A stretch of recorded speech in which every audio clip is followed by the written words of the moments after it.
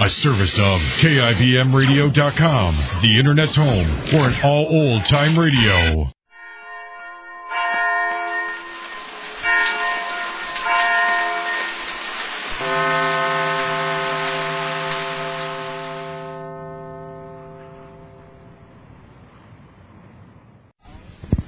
And now, the Goldbergs.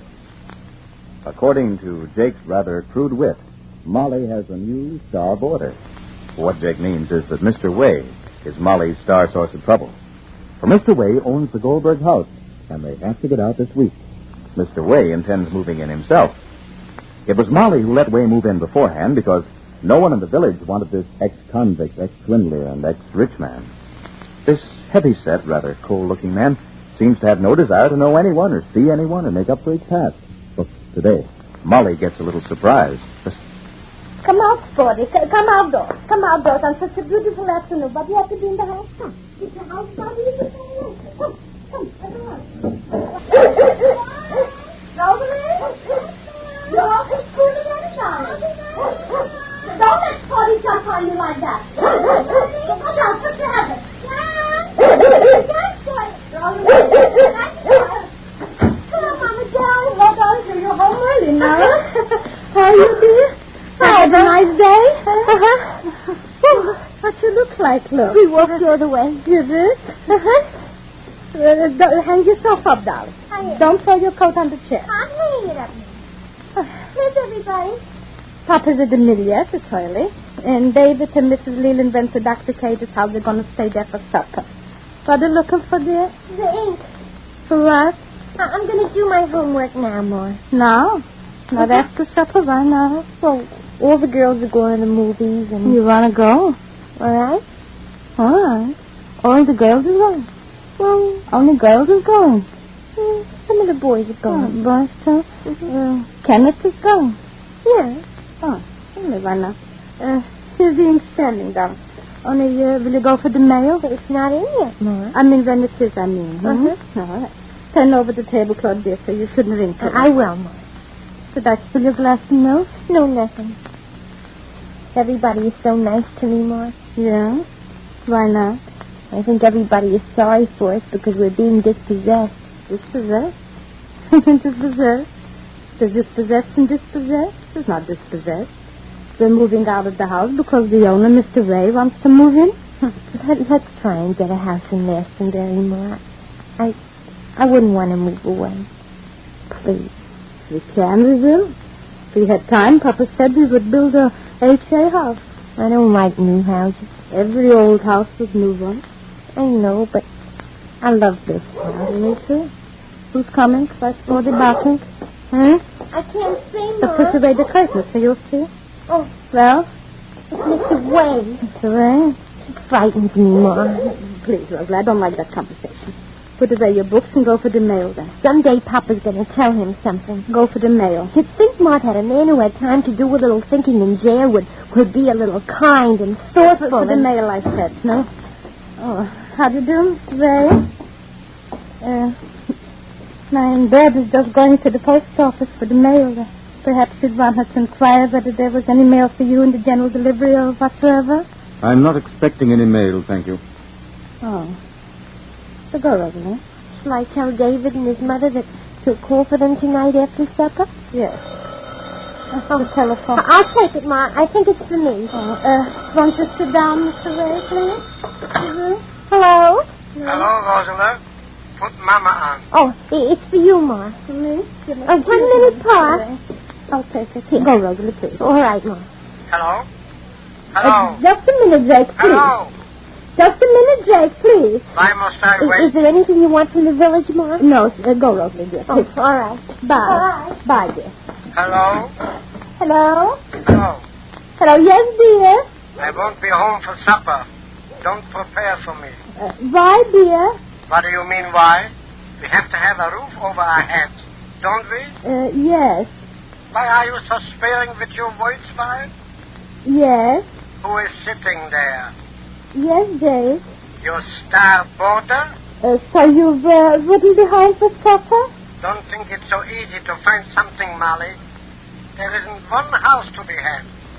All the defense workers have gobbled up every available house. Then we'll see. What will see? You said H.A. What am I, Aladdin with his magic lamp? A house takes time to build. Where will it be in the meantime? All right, dear. Goodbye. Why? I'll see you when you come back. That Mr. Way is not finished with me yet. Goodbye. I am good until I get bad. Goodbye. He'll know he met Jacob Goldberg. Goodbye, dear. He'll get out of that house before I will remember my voice. Bye. Goodbye. Mr. Goldberg won't be home for supper, said. Looking around for a place for us. I know you're anxious to be here exclusively, I know. A match, Mr. Ray? Thank you. Not at all. Of course, when you live in a house as long as we lived in this house, you get attached to it like a person. You got a light? Thank you. You get attached to, let's say you get attached to your town, to your neighbors. I guess you know what it means, Mr. Excuse me, please, my phone. Hello? Yes? Yes, Martha. No, not yet. Well, Mr. Goldberg is looking. Oh, well, thank you, Martha. Thank you very much. Thank you. That was my friend Martha Wilberforce from across the road. If we don't find anything, she wants us to take her wing on the east of the house. It's very nice. Very nice. Ashtray? Oh, excuse me. There's the ashtray, Mr. Ray. Telephone, an old telephone. Hello? Oh, yes, Mike. Yes. Well, not yet. Well, Mr. Goldberg is looking. Huh? Oh, thank you, Mike.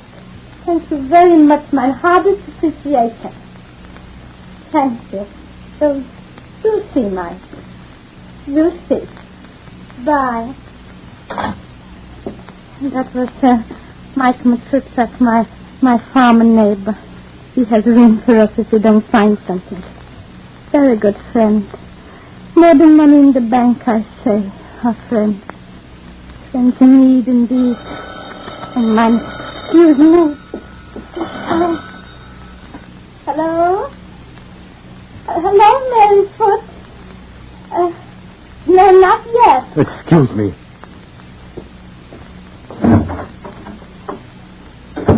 No, not yet, Mary. Thank you. Thank you very much.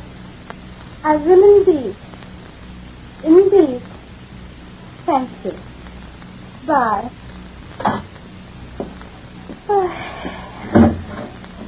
Stay until you have another house, but no longer. Well, the voice of Mr. Way seems to hang on to the room after the door closes behind him. But Molly doesn't look surprised.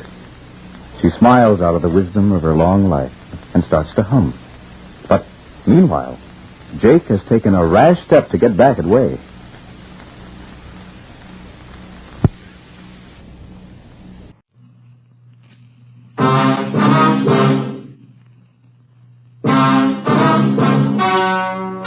Ladies and gentlemen, the story you are about to hear is true.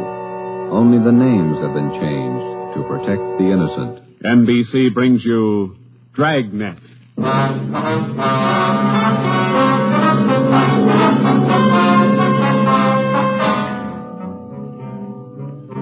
You're a detective sergeant. You're assigned to robbery detail. A ruthless fiend roams the streets of your city masquerading as a police officer. For months, helpless citizens have been robbed, beaten senseless, and kidnapped. The criminal is a twisted genius, vicious, cunning. Your job is to get him. Dragnet, the documented drama of an actual crime, investigated and solved by the men who unrelentingly stand watch on the security of your home, your family, and your life. For the next 30 minutes, in cooperation with the Los Angeles Police Department, you will travel step by step on the side of the law through an actual case from official police files. From beginning to end, from crime to punishment. Dragnet is the story of your police force in action. It was Wednesday, June 4th. It was warm in Los Angeles. They were working the night watch out of robbery detail. My partner's Ben Romero. The boss is Ed Backstrand, chief of detectives. My name's Friday. I was on my way back from communications, and it was 11:13 p.m. when I got to room 27A. Robbery detail. Oh, hi, Joe. Hi, Ben. Did you get that message to call home? Yeah, bad news. What's the matter? That doggone kid of mine, chicken pox. Oh, again? Last year it was the mumps. Year before that, the measles. Every time I get set for a vacation, he decides to catch something. Well, forget it, Ben. Think what a comfort he's going to be in your old age. Go ahead, laugh. You'll find out. Yeah. How are you, Friday? Romero? Fine. What can we do for you? You don't look like you remember me. Oh, no, wait a minute. Name's Savage, isn't it? George? It's Johnny, Sergeant. Johnny Savage. Remember now? Oh, sure. Those liquor store robberies out in the Wilshire district. About 6-7 years ago, wasn't it? 10 years, Romero. You ought to remember that. You were at the trial. We testify in court every week. 10 years is a long time. It's longer in the state pen. It's a lot longer. Yeah, you cried a little at that trial, didn't you, Savage? You said we beat that confession out of you. Yeah, that's why I figured I'd drop in for a little visit. Kind of apologize to you fellas. You gave me a square deal. I guess I kind of lost my head. I figured I'd apologize. Oh, that's all right, Savage. When'd you get out? A couple of weeks ago. I did it the hard way. Served 10 flat. I don't know my day. You find a job yet? Yeah, Friday. I'm working nights. What kind of a job? Laborer in a warehouse, south end of town. Good. You decided to level? 10 years in prison's a long time. You learn a lot of things. Nights are long. You think a lot. You get things straightened out. I hope you mean that. Sure I mean it, Friday. I've got everything straightened out. I know who my friends are, and I know who to watch out for. You sound like maybe you're on the right track. I got it figured, Romero. Not like you two fellas. You caught me red-handed, and you sent me up for 10 years. Well, you did all right, Savage. 5 armed robberies. You got off pretty easy. You got a break, Savage. Make the best of it. Sure, I'm not kicking. 10 years, a real break. That's right. Well, just dropped in for a little visit. Maybe I'll see you fellas sometime. All right, Savage? Keep your nose clean? Sure. No hard feelings. No. You just took 10 years of my life, that's all. There's no such thing as a man going through prison without changing. And Ben and I have seen him switch in both directions. Some men learn their lesson after they land behind bars, and when they're released, they turn into good citizens. Johnny Savage was sour. We made a mental note to check him out later on, and then we went down to the record bureau and pulled his coming out mug. That's about all we had time for, because about an hour later, we started to get busy.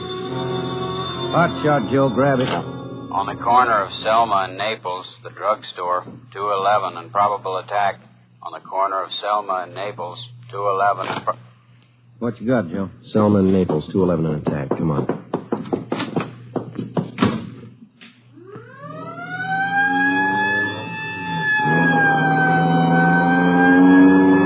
Here we are, Joe. Over there on the far corner. Yeah. All right. Come on. We got the story from the victim, the store owner, Mr. Thomas. For the most part, it was the usual rundown of an early morning holdup. There was only one exception. Oh, I've had young hoodlums try to hold me up before, but there was nothing like this one. How you mean, Mr. Thomas? Well, he came in here just before closing, and ordinarily I'd have kept an eye out because that's the time to look for him. But this fella came to the door and said he was a policeman, so I let him in. He looked like a cop. Barged right up to me and the wife behind the counter and pointed a gun.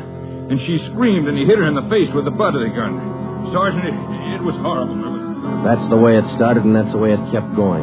Because most of the victims and most people don't realize that as a citizen, they have the right to check on police officers' identification when in doubt. After we got the story from Mr. Thomas and checked the store in the neighborhood, Ben and I headed back to the office. Attention, all units. At the end of North Baxter Road near Hillcrest, victim of 211 and slugging. Car 7172 takes a call, code 3. Attention, all That's 4 blocks away from the last one. Let's roll on it, huh, Ben? Right, I'll hit the siren. You get the light. By the time Ben and I got up to the end of North Baxter, the men from car 71 were already there. The victim was telling his story. His face looked like it had been through a meat grinder. I was just shifting the car into second to make the hill when I hear this siren behind me, and I see this red light flashing in the side view mirror. Well, naturally, I pulled over to the curb, and I was just reaching for my driver's license when the cop runs up, yanks me out of the car, and starts clubbing me in the face with the butt of his gun. Did you get a look at him? Think you can describe him? No, I'm afraid not. He swung me around and kept me staring into that red light on his car all the time he was beating me. After a while, everything just went black. When I woke up, my wallet was gone, all my money. 45 minutes later, Ben and I were interviewing the third victim, a young housewife out in the Wilshire district. Same trademark. I tried to tell him, Sergeant. I tried to tell him I didn't have any money, but he wouldn't listen. He kept holding me by the throat and beating me with his fist like he enjoyed it. Beating me. Yeah, all right, Mrs. Jameson. Could you tell us how he got in the house? He came in the front door and rang the bell. I opened the door, but I left the burglar chain on. He said he was a policeman. So when he demanded I open the door all the way, I did. Then he grabbed me. And you can't describe the man for us, Mrs. Jameson? He was tall, and he had dark hair and big hands. That's all. It was like a nightmare. A horrible nightmare.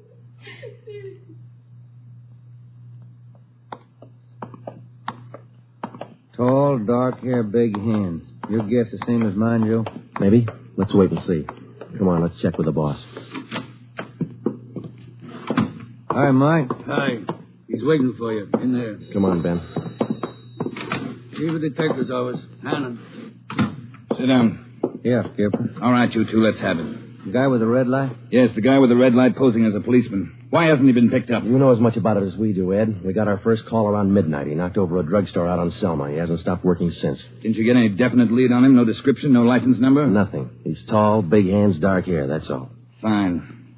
Either of you got any ideas? Could be anybody, Skipper, with that description. You're sure it wasn't anybody on the force? We sent all the victims down to personnel.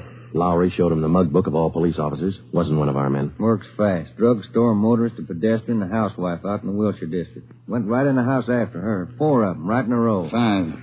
Huh? There's a 20-year-old kid in the next room. Came in just before you got here. A couple of hours ago, he was sitting in the car with his girl up in Mulholland Drive. This red light bandit comes along, slugs him, and kidnaps the girl. Kidnapped? She still missing? Not a trace. When did this happen? A couple of hours ago. They brought the kid over from Georgia Street Hospital. We can talk to him now. He's had a bad time. Right in here. Okay. Pete, we're going to have to ask you a few more questions. Oh, yeah. Okay. It feels a little better now. This is Sergeant Friday and Sergeant Romero. Hi, Pete. Hi. Can you tell us what time the trouble started? Oh, about 10:15, 10:30. Sally and I were sitting in the car talking about where we were going on our honeymoon. We're going to be married next month. And then this car pulls up behind us and starts flashing a red spotlight on us, and a guy runs over and pulls open the door. He said he was a cop. Did you get a good look at his car, Pete? I think it was a black sedan. Did you get a look at the man, Pete? No, I didn't. It was pretty dark, and he kept me staring into that red spotlight. It all happened so fast. Then he started slugging me, and I went down. What happened then? Well, the next thing I knew, Sally was screaming. He had one hand on her throat, and he had her backed up against the side of the car. He was beating her with the other hand. Some kind of a short billy club. I got up and I started for him, and he slugged me again. When I came to, Sally was gone. Anybody check the area up there, Ed? Yeah, Davis and Griffin. Didn't find a thing. Oh, Sergeant, you gotta find her. You got to. I wouldn't know what to tell her folks. I wouldn't know what to say. That's all right, Pete. We'll find her. You take it easy. Got a hot shot, Ed, up in Summit Road near Westmore. A woman, unconscious. Ambulance follow-up. Possible dead body. All right, Hannon. Look after Pete here. Friday, Romero, let's go. Up ahead, Romero, to the right. Okay, Skipper. Yeah, there's the ambulance and the cruiser car. Sort of lonely-looking spot. All right, come on. Hiya, Doc. What'd you find? Hiya, fellas. Right over here. Just going to take her in. Where'd you find her? Over there, by the side of the road. Somebody driving by saw her. They called us. Any identification? This bracelet on her wrist. To my dearest Sally from Pete. December 25th, 1947. That's a girl, all right. What are the chances, Doc? I wouldn't bet on him. Pretty bad shape. Well, have you seen her now? Yeah. Friday, Romero, call the crime lab and check the area for footprints and tire tracks. I'll ride back in the ambulance with the girl. If she regains consciousness, I want to talk to her. All right? Okay, Ed. I'll meet you in the office by 8:30. We're working straight through till we get this guy. See you at the office, Giver.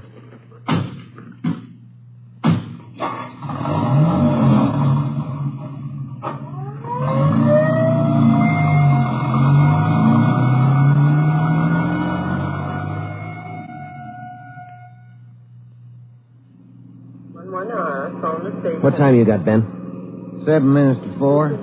Long night. Hey, that car up there ahead. Let's take a look at it, huh? Black sedan. Hey, look, he's flashing a red spot on that convertible. Come on.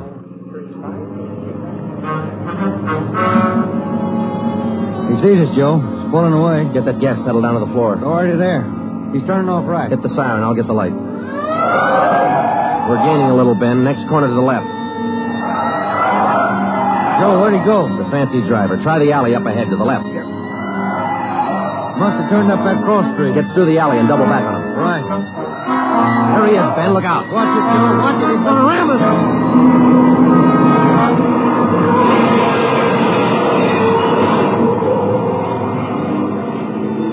We got hit just in front of the rear bumper. Our car was forced into the curbing and it turned over. He was real lucky. He kept right on going. But this time, Ben and I were sharing the luck. All we got out of it was a couple of nasty cracks in the head and a few bruises, but it was enough to keep us in a hospital under observation for a day. By this time, Ed Backstrand was fuming. So were the newspapers. During the day we spent in the hospital, the Red Light Bandit went on a real blitz. We pulled 6 more jobs, 1 liquor store, 2 residential holdups, and 3 car robberies. 5 of the 6 victims were slugged and beaten. Davis and Griffin had taken over for Ben and me, and by the time we got back on the job, they'd built up a lead for us. We've been working with Wilkerson up in auto theft, Joe. He's used 4 stolen cars already. We got the makes and numbers on each one of them. How about the dark sedan he was driving when he rammed us? The boys picked it up this morning out on Sepulveda. We're checking it for prints now. Oh, that's fine, Dave. You got any description on the guy yet? No luck there, Joe. He works too fast. Nothing at all? The same as you had. Tall, black hair, big hands. Loves to use them. Friday, Romero, got a minute? Okay, Skipper. Check you later, Hyundai. Sure thing, boys. Sit down. How do you feel? Pretty fair, Ed. A little stiff here and there. All right, did Davis fill you in? Up to date. Okay, I just called the doctor who's handling Sally Wilder, Pete's girlfriend, you remember? Oh, yeah. She's been in pretty bad shape since we found her up there on Summit Road. This morning she took a turn for the better. She's conscious, and her doctor thinks she might be able to talk to us a little bit. Good. When? About an hour. I cleared it with the doctor and with her family. You'll only be able to stay a couple of minutes, so make the most of them. That's all. All right, Ed. We'll check with you later. Say, Joe, Ben, here's some mail came for you fellas while you were gone. Oh, thank you, Mike. We're going over to the county hospital. We ought to be back in a couple of hours. Okay. Say, there's been a couple of phone calls, too. Yeah, anything important? I don't think so. The guy just called to say hello. Said his name was Johnny Savage. Just called to say hello. I presume you men are aware of the girl's critical condition. Yeah, that's right, Dr. Froman. We saw her before she was taken here at the hospital. Yes. You understand, of course, that you'll be able to see her for only a few minutes, and please try your best not to excite her, huh? Right, Doctor.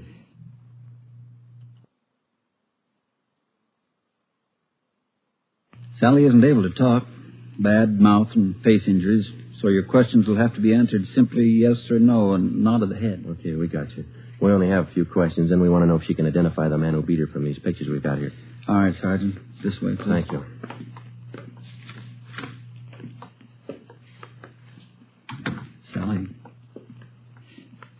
Sally, these gentlemen are from the police department. They'd like to ask you a few questions. Now, there's no need to be nervous or afraid. Just simply nod your head yes or no.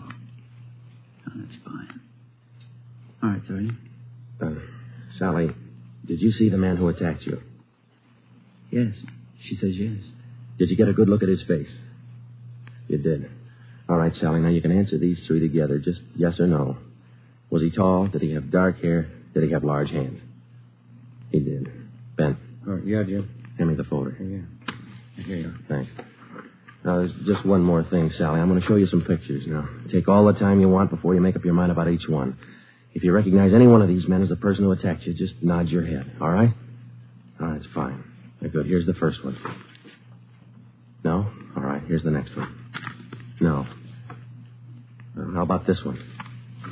No? All right, here's another. Do you recognize him? This was the man? Are you sure, Sally? Thank you. That's all. Let's go. Did you find what you wanted, Sergeant? Yes, Doctor, we did. Here, it's this one. Nice-looking chap. Who is he, Sergeant? His name's Savage, Dr. Froman. Johnny Savage. When we got back to the office, we checked in with Ed Backstrand. In 5 minutes, an all-points bulletin and a full description of the suspect was broadcast to every radio car, every motorcycle officer, to every sheriff and law enforcement agency in Los Angeles and Southern California. By nightfall, the manhunt was on. More than a dozen extra patrol units were called in for duty that night, and when they pulled out of the police garage, the name, the picture, and the full description of Johnny Savage was in the possession of every officer. The same for the patrolmen, whether they walked a beat downtown or out in the residential areas. The picture of Johnny Savage went with them. Everything was done that could be done. On the second night of the manhunt, far out on the edge of town, Johnny Savage, the red light bandit, got his 12th victim, a 63-year-old storekeeper. Attention, all units. 939 Markham Street, near Clark. 211 and slugging, code 3. Ambulance dispatched. All units. 939 Markham Street, near Clark.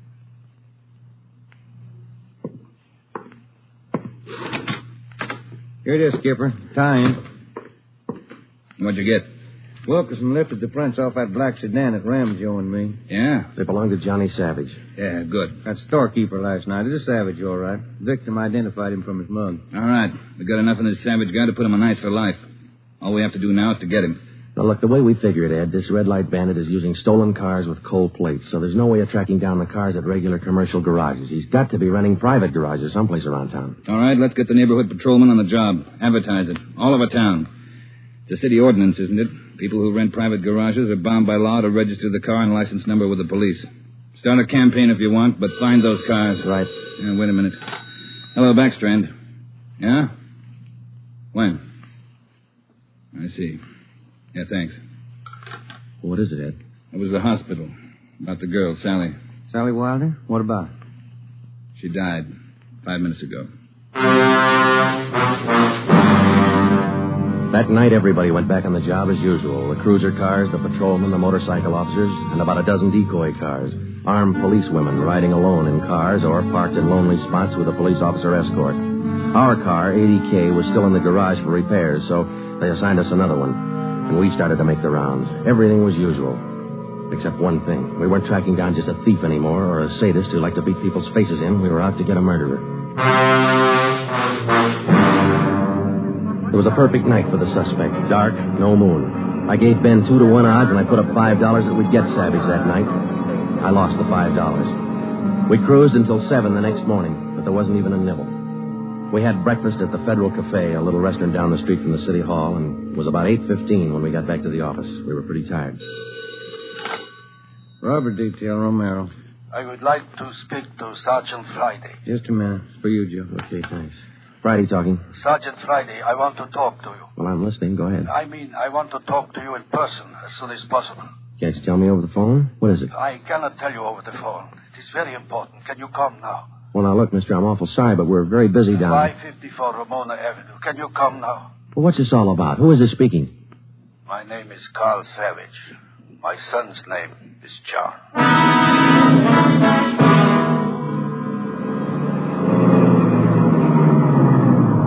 Here it is, Joe. Neat-looking little place. Yeah.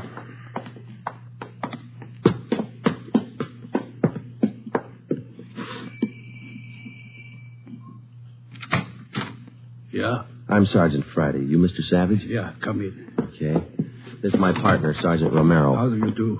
I will be brief, gentlemen. I am the father of John Savage. I wish for you to catch him. I will help you. I noticed the name on the mailbox outside, Mr. Savage.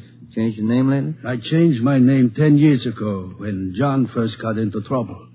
My own name I had to change, the Shayne. Always from him, my son, Shayne. Mr. Savage, has your son been home since he got out of prison? Yeah, many times, to ask for money. I would not give him any, so he struck me. Last night I read in the newspaper the little girl he beat up. She is dead.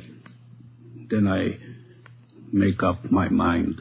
Do you know where your son is now, Mr. Savage? Not now, no. But our garage has a car in there. It is not his, I know. Also in the garage, I find many license plates. I find spotlights with red glass lens. But you don't have any idea where we could find him. No, but he will come back. He always comes back for money. We're going to station an officer here in the house, Mr. Savage. Anything you want, if it will catch him. He's bad, Sergeant. Like something poison. All through, he's bad. See a sewing basket over him, Mr. Savage. The wife live here with you? 10 days ago, before this starts, I buried Gertrude, my wife, his mother. Sergeant, for 10 years she is sick, but for 10 years she stays alive to see him from prison. 10 days ago, she died. He did not even come to the funeral. Does your son have any idea that you might call us? No, I don't think so. But when you catch him, give me a gun. With my own 2 hands, I will kill him. Johnny Savage. Before we left, we called Ed Backstrand and we brought him up to date. He sent 3 detectives out to relieve us, Davis, Griffin, and Marsh. We told them to keep an eye on the house and the stolen car in the garage. That night after dinner, Ed Backstrand, Ben, and I went out and relieved them. We parked the cruiser car in the garage next door, and then we took up our posts. Carl Savage had a light supper, and then he went to bed about 9. The 3 of us sat at the front windows in the darkened house, and we waited. Ben kept his eye on the garage. Outside, across the city, the manhunt continued as usual. 3 hours went by. The waiting got monotonous. Friday, Romero, look alive, will you? Oh, yes, Skipper. I'm sorry. That clock's enough to put anybody to sleep. Yeah, what time you got? 12:23 a.m. Thanks. The clock kept ticking. We were tired. We took turns keeping each other awake. At 10 minutes past 2, I looked at my watch, and then I settled back and tried to find some kind of a comfortable position. They started so faintly, it was just like the ticking of the clock. Same rhythm. And then they came closer, and the sounds got out of rhythm. Backstrand's head came up with a snap. Friday, Romero, you hear that? Yeah, Ed. Get up to the window, watch the curtains. You see anything? Yeah, somebody's coming. Savage? Can't tell. Wait a minute, he's slowing down. He's going up the driveway to the garage. He's going inside. That's him. Come on. Watch it, he spotted us. He went over that fence into the yard. There he is, Friday. You hit him, Joe. Maybe. He's going for the street. He's headed for that car, Ed, that sedan up on the corner there. Yeah, Romero, go back and get the car. Right, Skipper.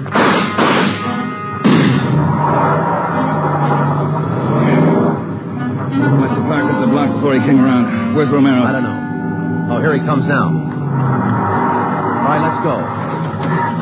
Get that radio on, Joe. It's already on, Ed. All right, give him a call. Any sign yet? No, nothing so far. Next corner to the right, Ben. Unit 80K to Control 4. 80K to Control 4. Control 4 to Unit 80K. Go ahead. Clear and keep frequency 4 open. This is an emergency. 80K, roger. Frequency 4, open and clear. Attention, all units on frequency 4. Stand by. 80K, go ahead. Yeah, there he is, Friday, up ahead. Dark blue sedan. Control 4. We are in pursuit of a possible red light bandit. Suspect is driving a dark blue 1949 sedan. License number in the 7 column. 61 Robert 784. Use caution. Suspect is armed. Code 3. Attention, all units. Attention, all units. Unit 80K now pursuing possible red light bandit. Suspect is driving a dark blue 1949 sedan. License number in the 7 column. 61 Robert 784. Use caution. Suspect is armed. Code 3. Your location, 80K. Control 4. We are headed east on Wilshire Boulevard, crossing La Brea. Attention, all units. Suspect is headed east on Wilshire Boulevard, crossing La Brea. Watch it, Romero. Don't lose him. I see him, Skipper. Control 4. Still pursuing red light bandit. Headed east on Wilshire, now crossing Rossmore. Attention, all units. Suspect is still headed east on Wilshire, now crossing Rossmore. Suspect is armed. Use caution. Code 3. That truck pulling out up ahead. Hit the siren, will you, Skipper? Yeah. All right, hold on. It's a tight squeeze. Easy on him, Madero. A lot of traffic up ahead. He's got to slow down. Control 4. Suspect headed east on Wilshire, crossing Western Avenue, closing in. There he goes. Took a right down Sherman Alley. It's a dead end. Yeah. Control 4. Suspect turns south into Sherman Alley, closing in on suspect. Attention, all units. Suspect has turned south into Sherman Alley. Suspect is trapped. Converge on Sherman Alley. There he is, Skipper. Pulling up ahead. He's jumping out. All right, take the mic, will you, Ed? Here. Come on, Ben. I'll direct the other cars in. If you need help, holler. Right, Skipper. All right, which way to go, Ben? Down between those buildings. Come on. Starting up the back fire escape. All right, keep him busy. All right, Savage, come on down. He wants to go the rough way. One more chance, Savage. Come on down. No use, Joe. He's heading up for the roof. Come on. He climbs like a monkey. Come on, let's get him. Here, I'll give you a hand. Here's the roof. All right, where'd he go? I don't know. Let's spread out. All right, Savage, you're through. Throw your gun out and come out with your hands up. Watch it, Joe. He's running for the edge. He's going to jump. I'll get him. All right, tough guy back here. You lousy copper, you dirty, lousy cop. I'll kill you out. You're through, Savage. You're through.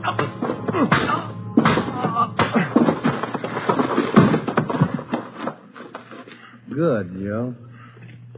Yeah. Throw the cuffs on, will you? Yeah, you just betcha.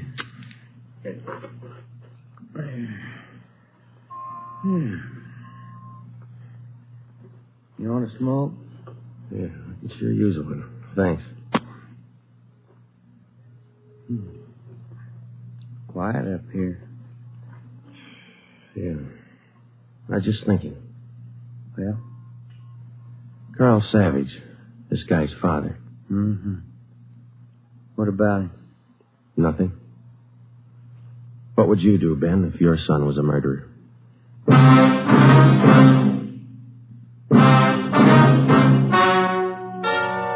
The story you have just heard is true. Only the names were changed to protect the innocent. John Savage was tried and convicted of murder in the first degree. He was executed in the lethal gas chamber at the state penitentiary.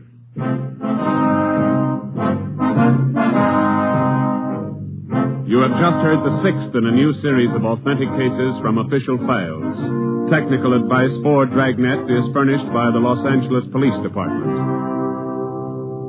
Tonight's program is dedicated to Patrol Officer Robert Steele of the Montana State Highway Patrol, who on the morning of November 2nd, 1947, gave his life so that yours might be more secure.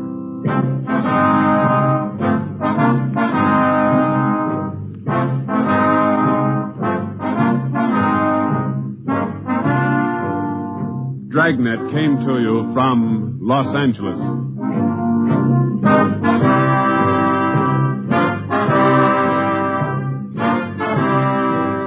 This is NBC, the national broadcasting company.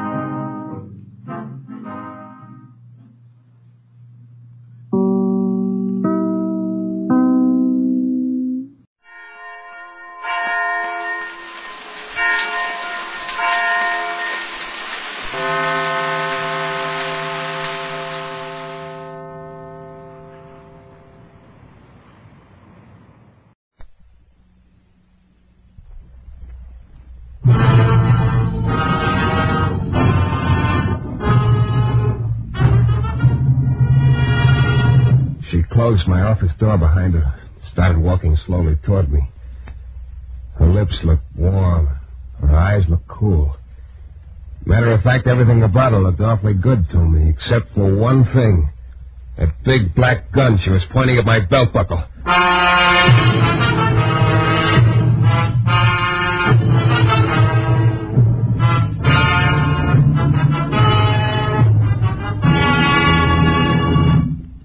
New Adventures of Michael Shayne, Private Detective.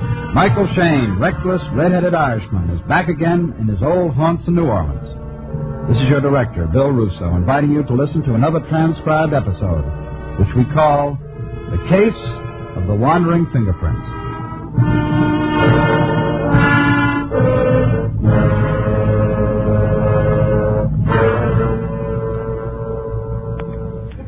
Yeah, what'll it be, Bud? Huh? Oh, nothing. I'm just waiting for somebody. Nothing.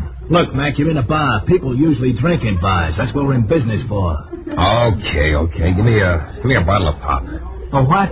A bottle of pop. That's what I thought you said.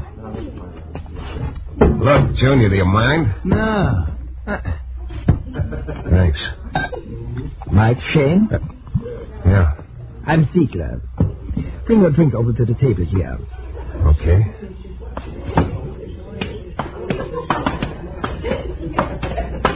Been waiting long? Just a couple of minutes. Well, let's have it. You said on the phone they'd be going. That could be. Look, Ziegler, let's not play guessing games. What's your pitch? You and I are going to be partners, Shayne. Partners? What do you mean? I've got a little proposition you are going to go for. You know, you sound awful sure of yourself. Oh, I am. Well, let's have it. All right.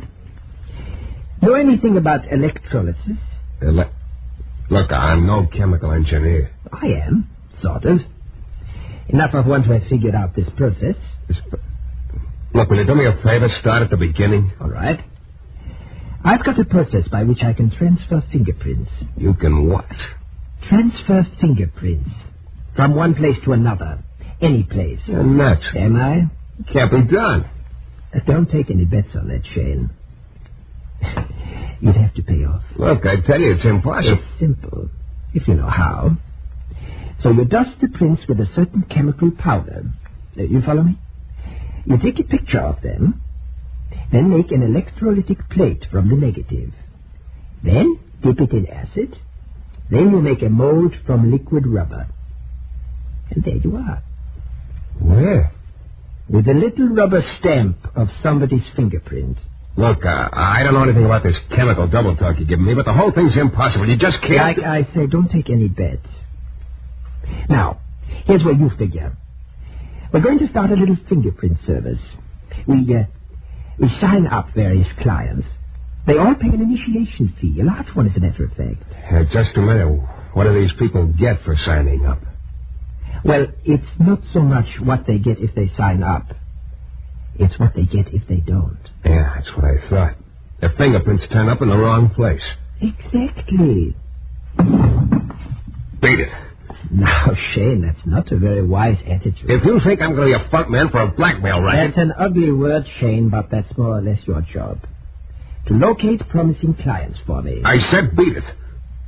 You know, you're not being smart at all. Look, maybe you didn't hear me. All right, I'll give you a little time to think it over. But you'll come around. Yeah? Don't you take any bets on that. Oh, you'll come around, all right. Because, you see, you have no choice. And before very long, I think you'll see exactly what I mean.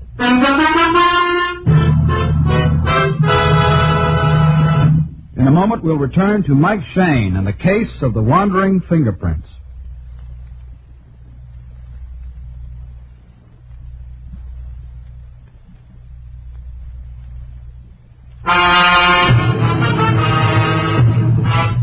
Well, you run into all kinds, I guess.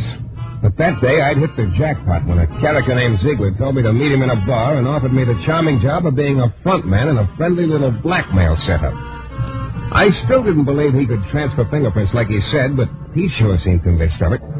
I turned down his deal in a hurry. He implied I was making a large-sized mistake. Then, as I sat at the table watching him leave, I saw him stop at another table near the door. There was a cool-looking brunette sitting there alone. Ziegler said something to her and jerked his head in my direction. The brunette favored me with a long, cold frown. Then Ziegler left, but the brunette kept dissecting me with her eyes. I got the hunch that she was in the deal some way with Ziegler. Finally, even though the expression on her face was pushing me back, there was just too much there for me to stay away from. So I picked up my glass and went over to her table. Hello? The answer is no. What did I ask? What else would you call it?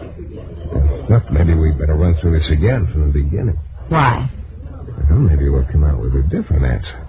One that makes a little more sense. The answer will still be no, and that makes plenty of sense to me anyway. Good night, Mr. Shayne. Yeah.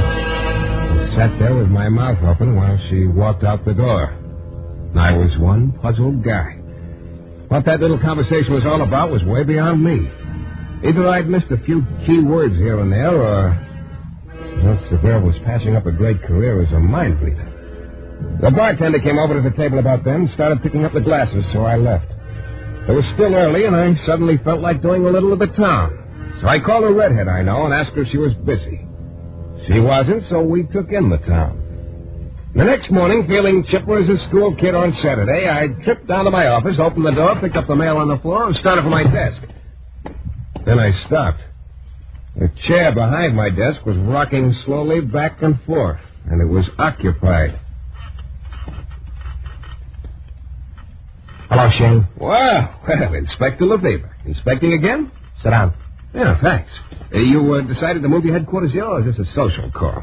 Wrong twice. Well, it's early yet. I'll sharpen up. Now, let's see. What could it be this time? Murder? Maybe robbery? Robbery. Arson? Huh? Robbery. Look, I was kidding. I wasn't. No, wait a minute, Lefevre. What goes? You know an old family named Chartier, Shayne? I live in the quarter. Chartier? No, why? Sure. I said no.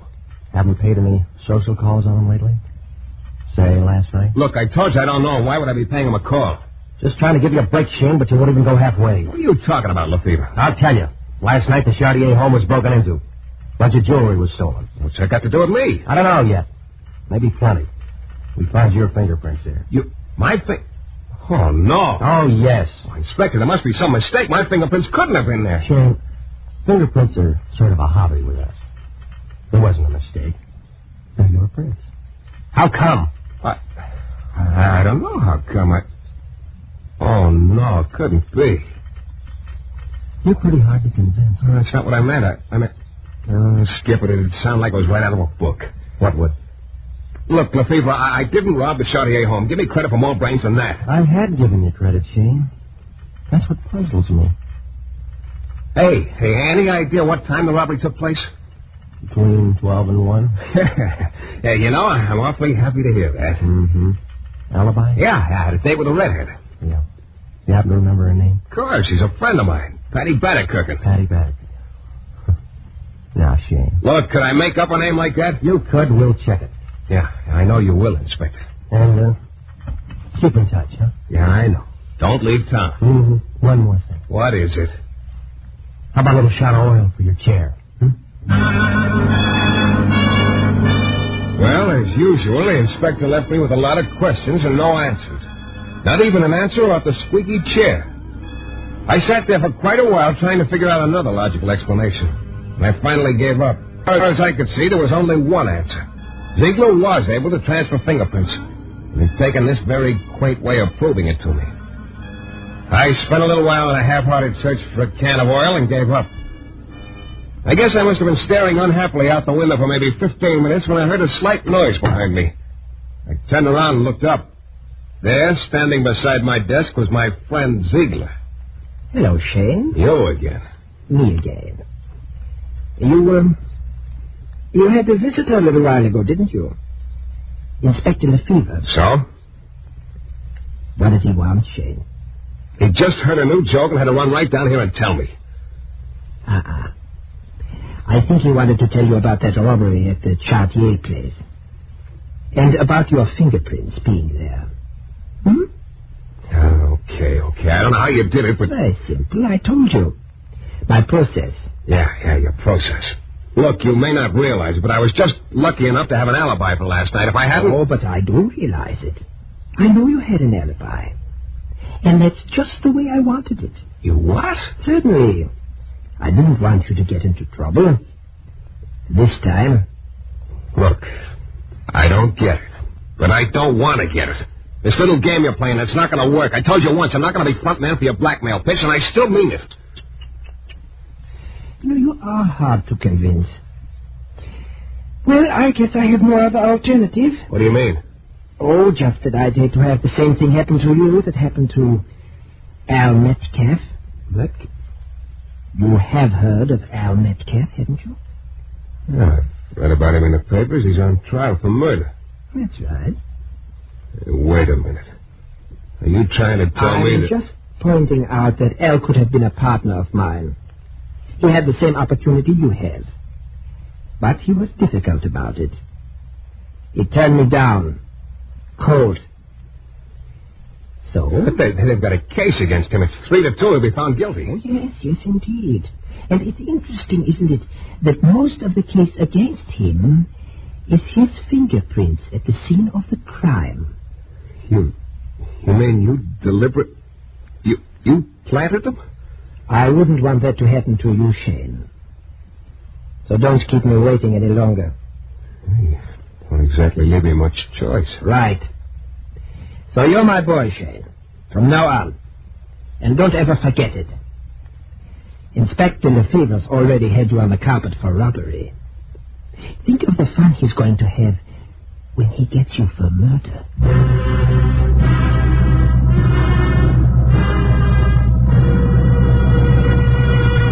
In a moment, we'll return to Mike Shayne and the case of the wandering fingerprints.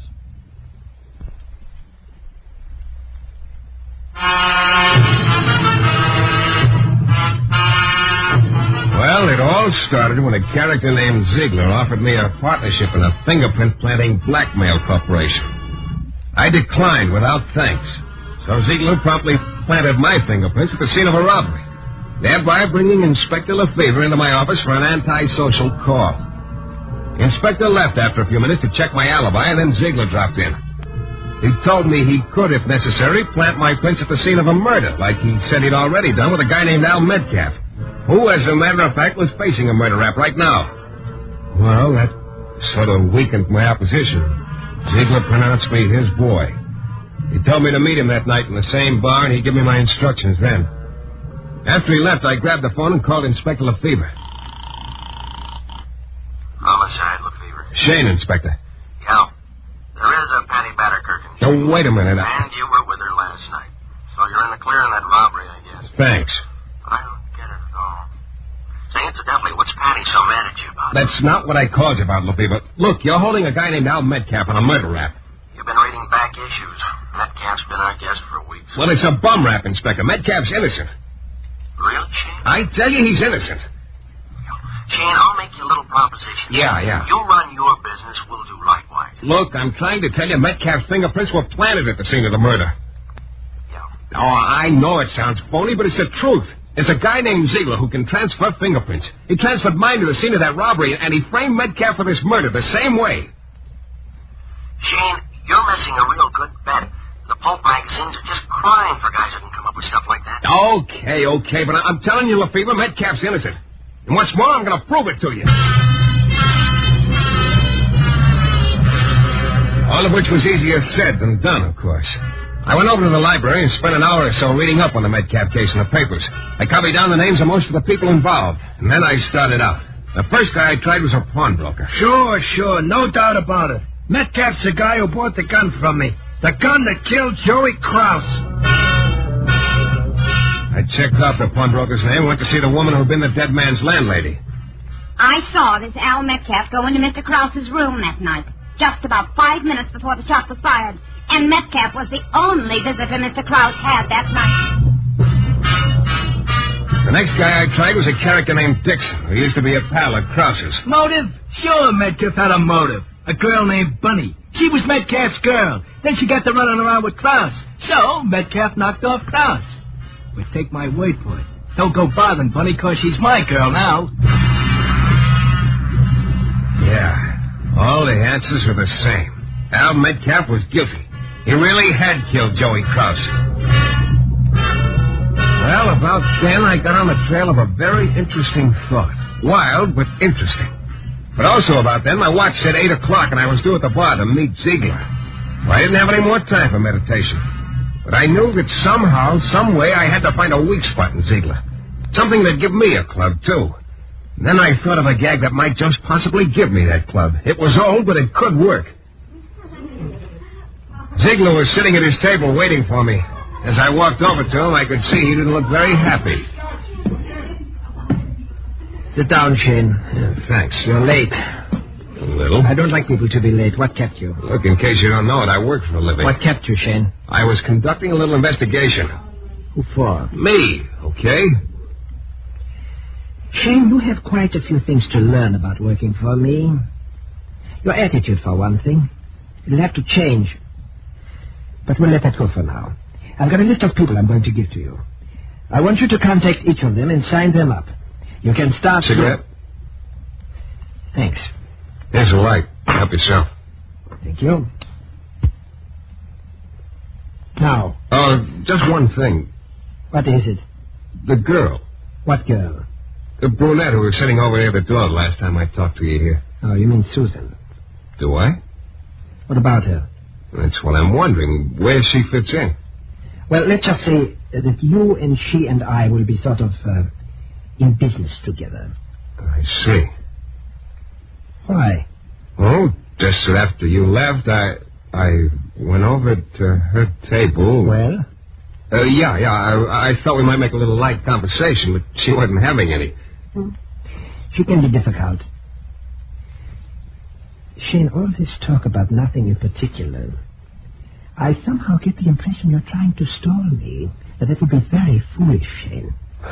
Yeah, Ziegler, I've been trying to stall, but it hasn't worked, so I'm not going to stall anymore. Okay, give me that list. I'll go to work.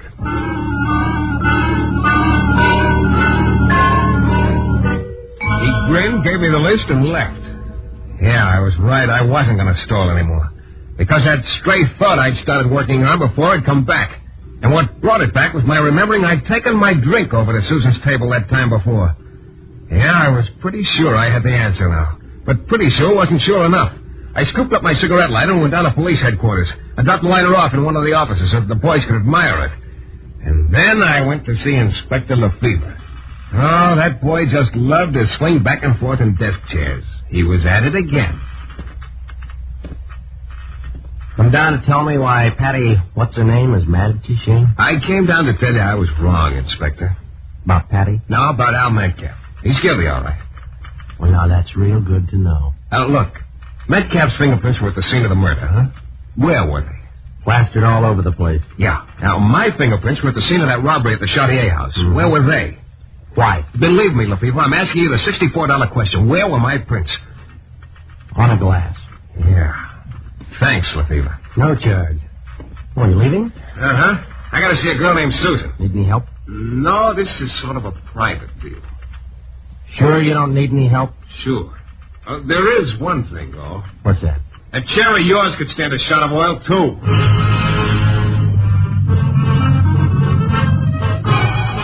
I walked out before he could think of an answer, but I had to hurry.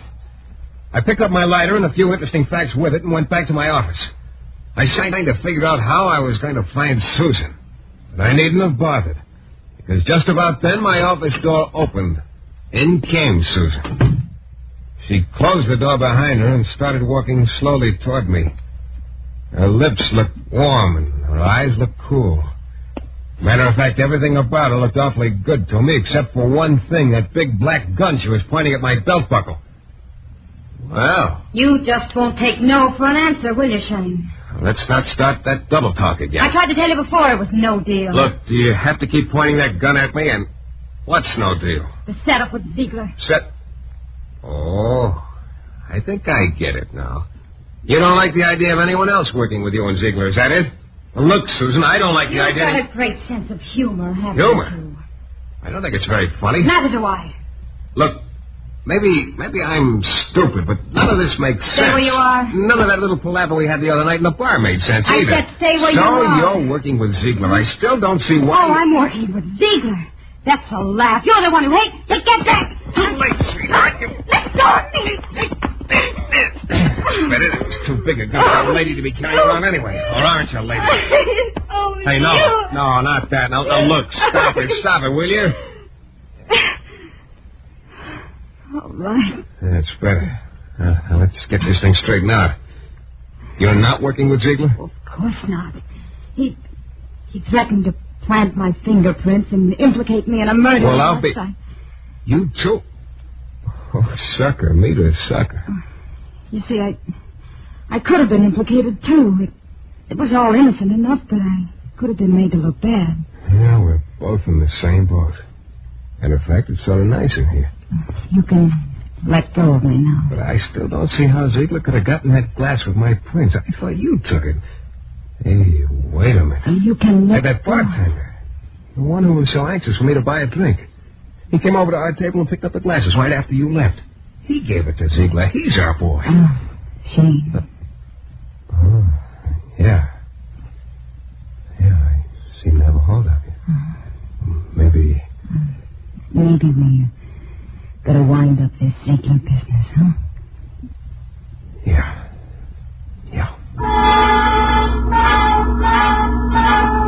Well, with an incentive like that, how could I lose? I charged over to the bar, but the bartender I was looking for was off duty. I got his address, though, and went over. Yeah, what's up? Oh, it's you. Yeah, it's me. You go on, beat it, man. I'm coming in. Cut it out. What make up, kid? Ziegler. Close the door, Jim. Okay. And Shayne, back up against that wall over there. Well, looks like I hit the jackpot, Ziegler. Yes. And it's such a pity, too. Because this machine isn't going to pay off with anything except a slug.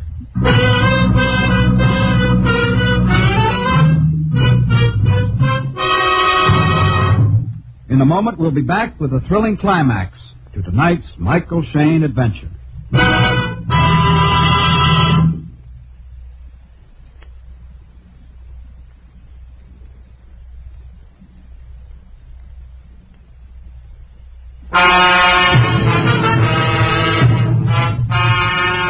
Well, there I was.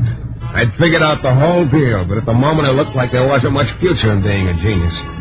One look at the bartender and Ziegler showed me they didn't think so either. So you figured out my little scheme, eh, Shayne? Yeah, lucky me.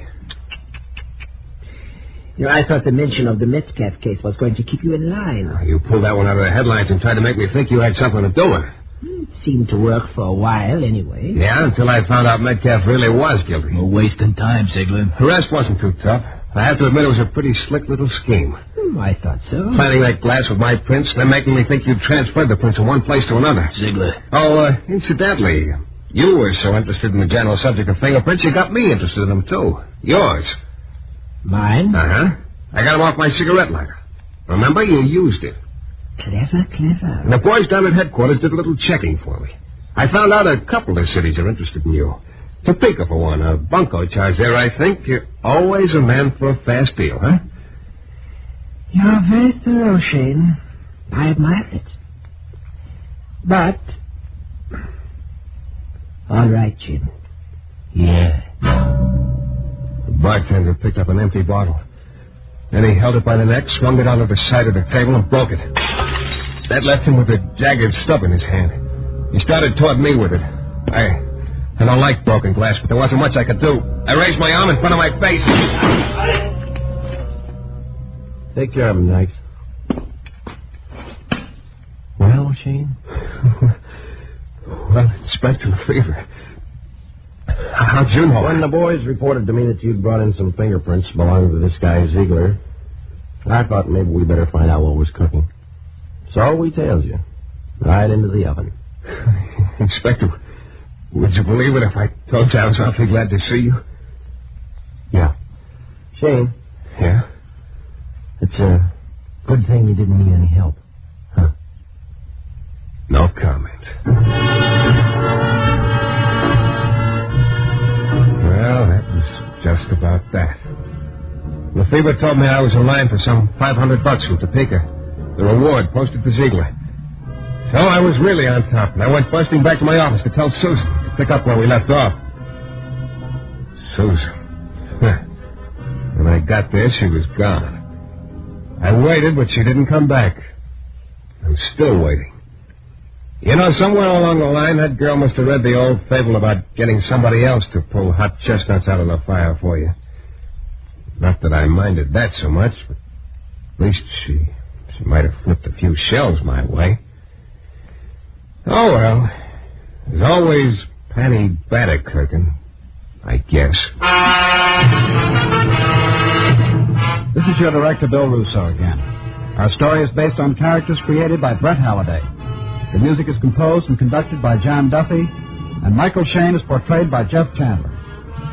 The New Adventures of Michael Shayne is a Don W. Sharp production, transcribed in Hollywood and distributed exclusively by the Broadcasters Guild.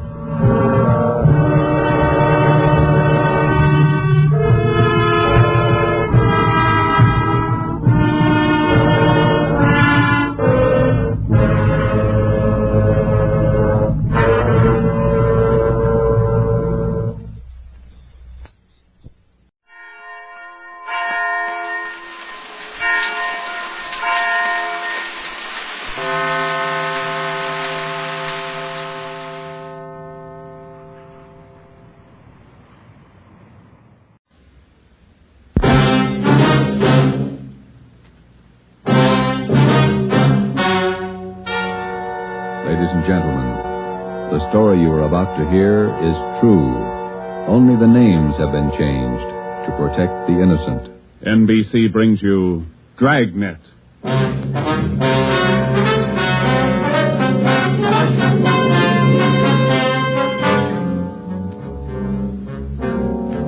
You're a detective sergeant. You've been off duty 2 hours. You receive an emergency call from the chief of detectives. An entire block in the heart of your city is threatened with complete destruction. Your job? Report at once. Dragnet, the documented drama of an actual crime, investigated and solved by the men who unrelentingly stand watch on the security of your home, your family, and your life. For the next 30 minutes, in cooperation with the Los Angeles Police Department, you will travel step by step on the side of the law through an actual case from official police files. From beginning to end, from crime to punishment, Dragnet is the story of your police force in action.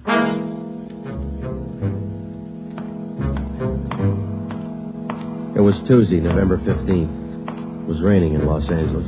We were off duty reporting in on an emergency call. My partner's Ben Romero. The boss is Ed Backstrand, chief of detectives. My name's Friday. It was 8:32 a.m. when I walked in the Spring Street entrance of the City Hall. You Sergeant Friday? Yeah, that's right. Take my elevator, Sergeant. It's the only one in service. All right.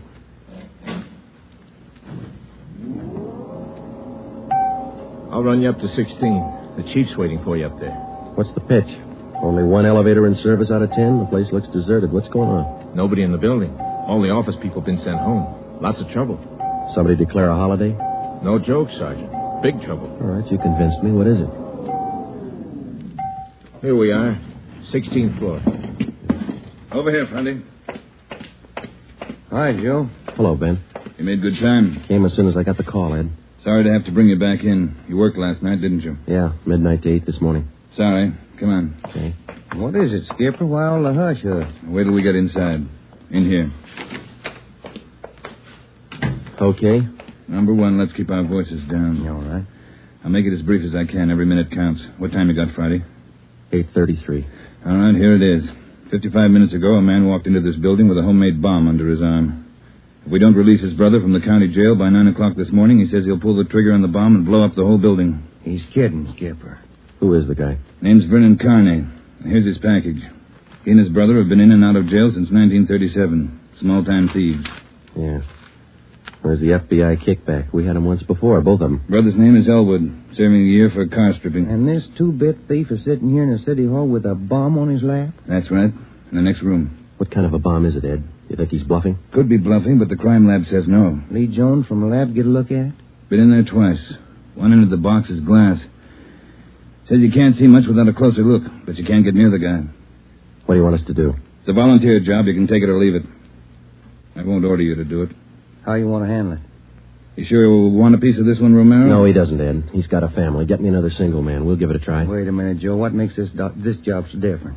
Anytime we kick a door in, we never know what's on the other side. That's what makes it different. This time we do. No, you're not going to cut me out. Not the only time I know what I'm getting into. All right. Chandler's tried. Hannon, Davis, Watson, they've all tried. This guy Carney knows what he's doing. He's no pushover. But somebody's got to get that bomb away from him. Friday, Romero, it's your baby now. I looked at my watch. It was 8:36. We left Backstrand and started down the hall.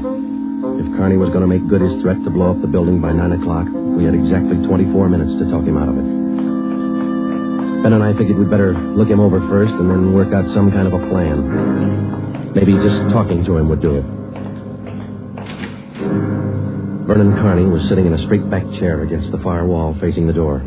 He was seated between two windows that looked out over the city. Along the left wall was a row of 6 wooden chairs. In the center of the right wall was a connecting door leading to the office where Backstrand had briefed us.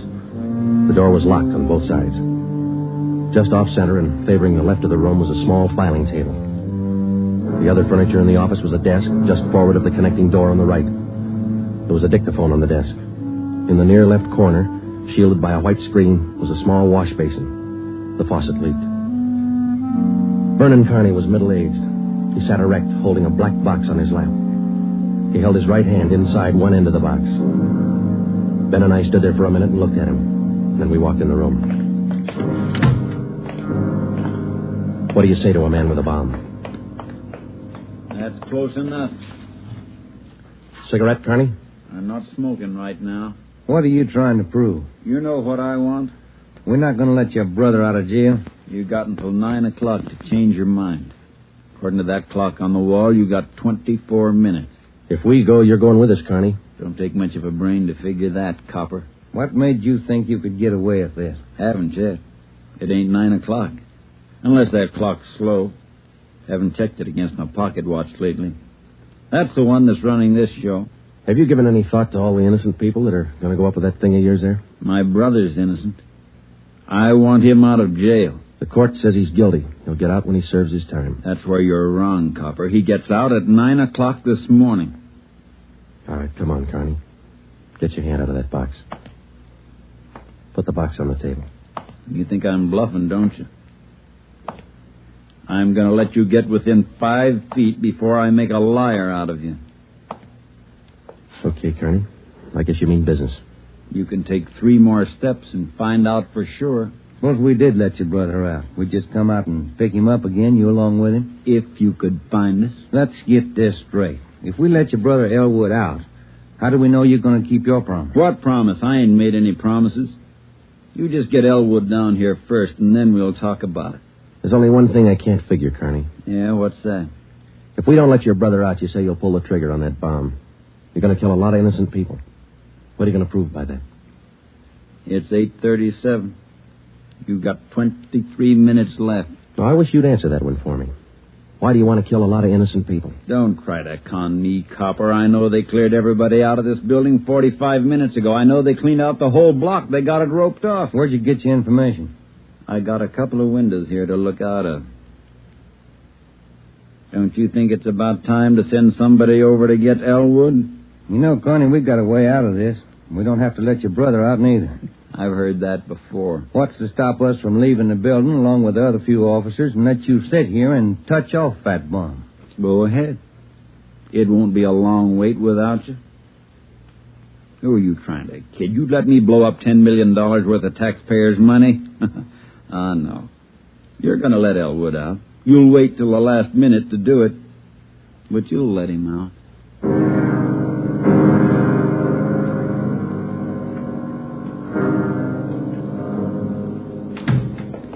Ed, I'm still not convinced Carney can back up what he says. Then why didn't you take the box away from him? Yeah. We're in a spot, let's face it. How about an eye for an eye, Skipper? What do you mean? If he pulls the trigger on that machine, he kills us. How about us getting him first? All right, Romero. How are you going to handle it? Well, I'm not top man on the pistol range, but I could wing him. And then he hands the box to you? Or maybe he falls and his reflex action pulls the trigger. Okay, I don't wing him. I stop him for keeps. You just can't walk in there and shoot him down. Why not? You do the same thing with armed criminals. Yeah, but you warn him first. I'll warn him. Yeah, and after you shoot him, you find out it's a harmless gadget. Couldn't have gone off in a million years. No, a gun's not the answer. We can't shoot him until we're positive. We'll be positive by 9 o'clock, and there might not be anybody around to shoot him. We've located Carney's apartment. There's a detail out there checking it now. Pacelli and Morris. Ed, have you got any ideas at all? Anything we could try? That's why I called you in. None of us have gotten any further than you did just now. There's just one thing I want to know for sure. Yeah, Friday. Is it or isn't it? We all want to know. Either way, we've got to get that box away from us. Backstrand. Yeah. You did? Yeah. No, stay out there till I call you. All right, here's half the answer. That was Pacelli. They found 28 sticks of dynamite in Carney's apartment. We knew Carney wasn't kidding now. We could see into the bomb through that glass window in one end. It looked like dynamite inside, and there was dynamite in Carney's room. We didn't know if he had the nerve to pull the trigger. We didn't know if it would go off when he did. But with only minutes remaining, nobody wanted to take the chance. From here on in, all of us agreed that Vernon Carney sat in the next room, holding in his two hands a force powerful enough to destroy us all.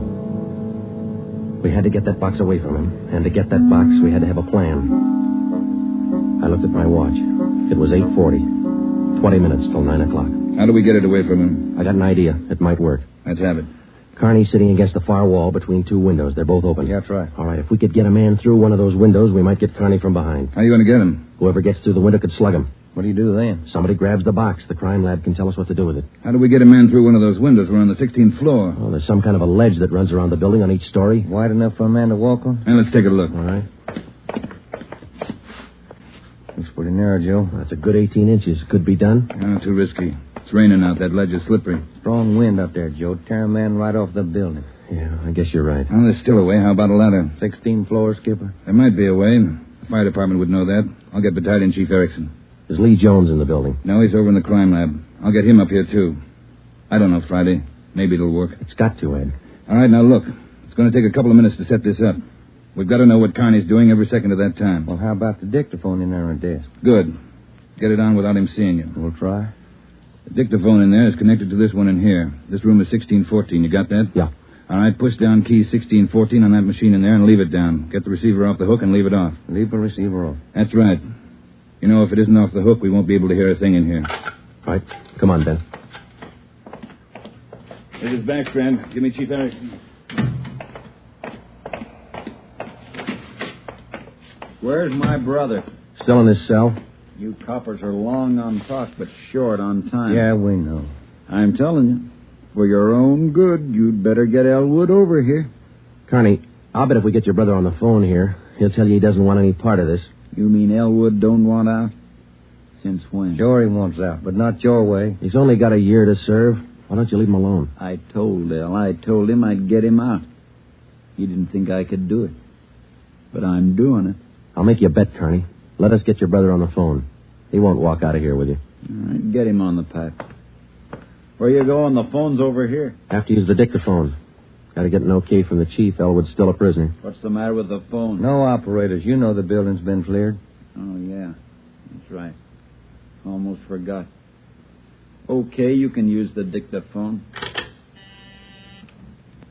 This Friday, Ed. Carney wants to talk to his brother. Yeah, I know you'll have to send somebody over. Have them put the call on extension... wait a minute. What's that extension number, Ben? 2351. 2351, Ed. Right. It'll take a minute. Yeah. I'd kind of like to talk to El. Been a couple of months since I seen him. We've always been together, me and El, most of the time. Joe, let's go and see if we can hurry that call. Good idea, boy. 16 minutes to 9. Hey, cop. Yeah. Forgot to hang up the dictaphone, didn't you? I put the receiver back on the dictaphone. Ben and I had failed to make good on the first step of the plan. When we got outside the door, we briefed Davis and Watson. They went in to sit with Carney. It would be their job to keep us posted on Carney's movements. The dictaphone was out. We went back into the office next door. Chief Sam Erickson of the fire department and Lieutenant Lee Jones from the crime lab were already there. We told Backstrand what happened. It would have been a help. We haven't got time to cry over it. Carney's wide awake, Skipper. He doesn't miss a thing. Backstrand told us the plan Friday. We can't run a ladder up from the street. Too high, Chief? Best we got is a 100-foot area. You figure 12 foot to the story, that'll take you up 96 feet, 8 floors. And we've got the latest equipment. What's the idea you had, Jones? Sam, can you get hold of a pump here in a hurry? Sure, we got a lot of scaling ladders, but you got nothing up there to hook 'em on. You figure on dropping down from the floor above? That's right, and I figure a pump here would do it. Sure it would. You could make it fast to the windowsill up there, but you got a 1.5 ledge in the way. No, what you want is a lifeline. You mean lower a man on a rope, Chief? Yeah, Romero. That's the quickest and the quietest. Could you rig it so one of my boys could do it? Sure, Ed. What's the risk? None if you work it right. We'll strap on a life belt. Give the man heavy leather gloves. 2 of my men will lower him down. Pick your lightest man. What do you think, Lee? That's it. What do we do with the bomb when we get it? I figure that box Carney's holding is about a foot square. Here's what I'll do. I'll get you a bucket with a 1.5 mouth. It'll be full of water. Yeah? I'll have it right outside the door to that office. When you get that box, place it in the water. We'll get the bucket out of the building as fast as we can. And once we get the bomb underwater, we're in the clear. And I can't promise you that, but it's the safest way to handle it under the circumstances. All right, that's the procedure. Sam, you take care of your end. Right away. I'll get a detail to give me a hand down on the street. We'll have a car ready to take the bomb to a safe area to decommission it. Work as fast as you can. Come on, Sam. It's our baby, Joe. That's right. Which part of it you want, the rope or the bomb? You call it. Fire Chief Erickson says the lightest man on the rope. That's me, Joe. All right, I'll get the bomb out of the building. Okay, that's the routine. But carry this with you. The man that comes down that rope has one chance to make good. You slug him and make it count because there's no second try. Yeah. And, Joe, when you grab that box, you got to get it away from Carney before he can squeeze the trigger. Then you got to get it down into the street. The elevator. You know how to operate it? Well, it's pretty simple, but I'll double-check with the operator. You better do it right now. Okay. Ed, we better get Carney's brother on the phone for him. He seemed anxious. Might be a pretty good stall. All right, Romero, that's the outside phone. Get to city jail. All right, Skipper. Get going, Friday. Okay.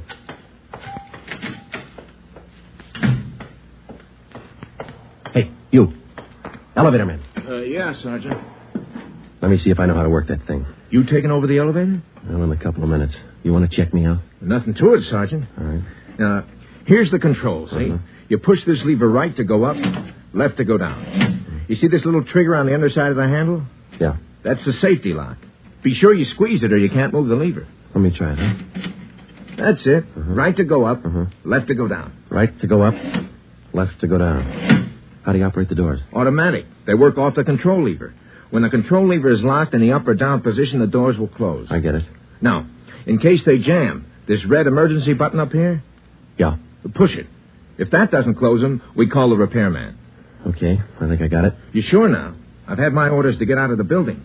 I'll just leave the elevator right here and take the stairs down. All right. Thanks a lot. Sergeant, just curious. You going to take the bomb down in this car?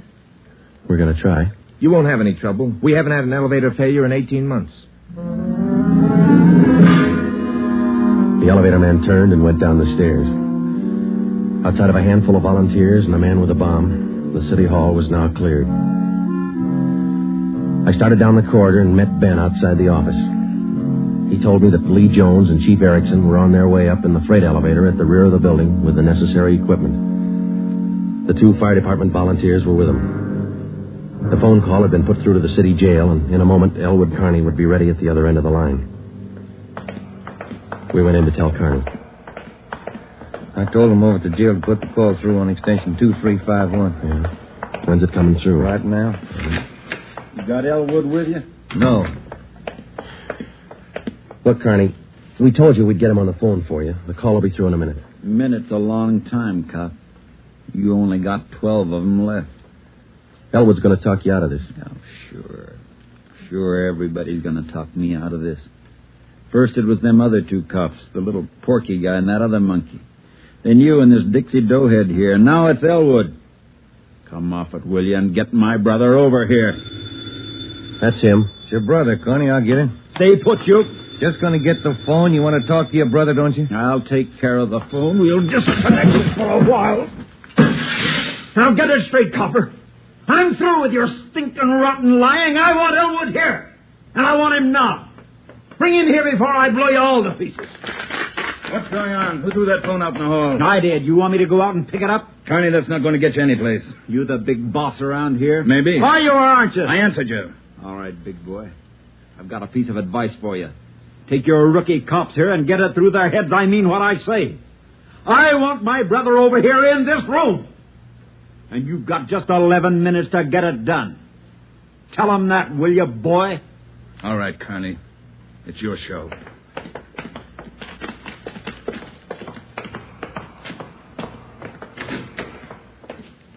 All right, we got to work fast now. Jones, everything set for you? Got the bucket with the water right here. Car's waiting down the street. Right. Erickson, your boys ready? Upstairs, waiting. And we all know what to do. Ed, I got to have somebody to give me a hand with Carney when he falls. I'll be in there with you, Friday. Ready to go upstairs, Chief? Anytime. Oh, one thing you ought to know. What's that? Strong wind coming up. About 20 miles an hour out there right now. That going to louse us up? No, but it's going to increase the sway. Got to allow for it. How you mean? Wind's coming from the south. We'll lower you just to the right of the window. If I figure it correctly, the wind will do the rest. Bigger risk, but we don't control the weather. How you going to do it, Ben? As soon as I get in position, I'll reach in through the window on his right. I'll use the billy. Try to catch him on the right side of his head. One good hit should put him away. Let's make it 2 and be sure, huh? Right. You ready, Chief? Now, let's go. Ben. Yeah? Nothing. I'll be careful. You too, huh? What's the time, Friday? 8:50. Shouldn't take more than a couple of minutes for Romero to get down to that window, unless the wind gives him trouble. Jones, no use you sticking around. I'll give Friday a hand. That's my job. We've got to keep you alive to decommission the bomb. Bum joke. See you downstairs.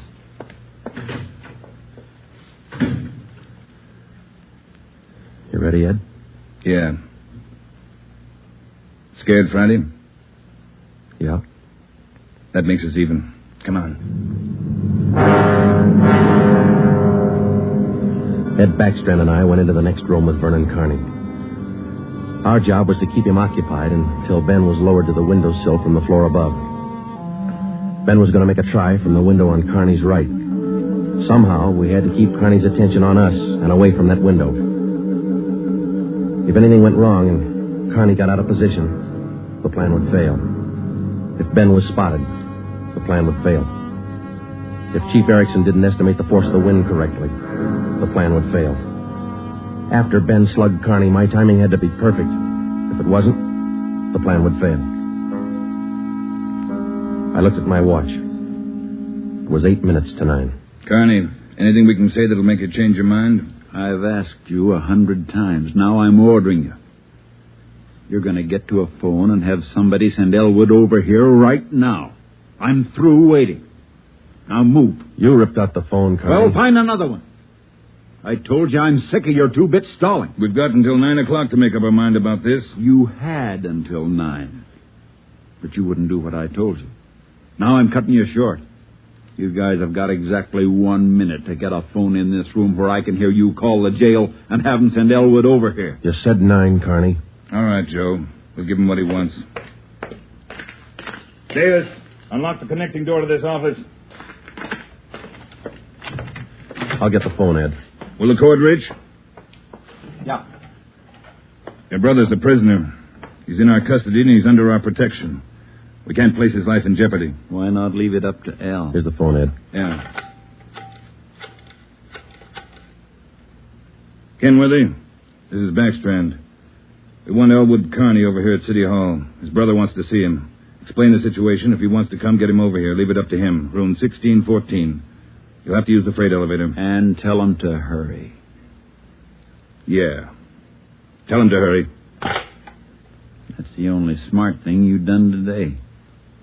Now, why don't you go next door and figure out another angle? We'll wait for Elwood, too. You don't think I'd let you get out now, do you? We're all going to wait right here for my brother. In case he don't show up, you're going to see me pull the plug. Just sit down. Not so close. Right where you are, sit down.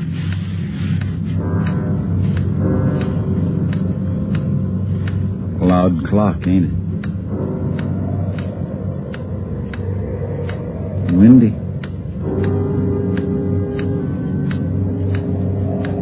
Getting cold in here.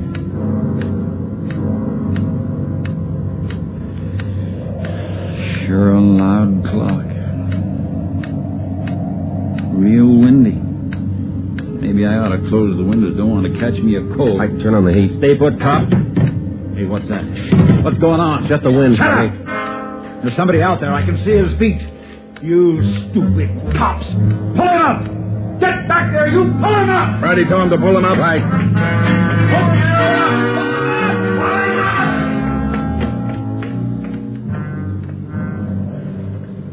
All right, Carney.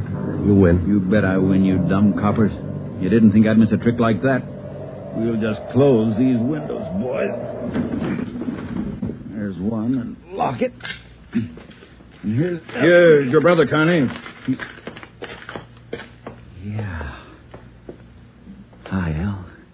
Hi, Vern. You did it. I told you. I told you I'd do it, didn't I? That's far enough for the rest of you. Al, come on over here. You're crazy, Vern. You're crazy. Yeah, that's what they've been trying to tell me. We're going home, Al. How are you going to do it? There's a million cops outside. People all over town heard about this. They're holding the crowd back. They ain't going to stop us now, Al. You'll never make it. Either one of you. I got him this far, didn't I? We'll make it.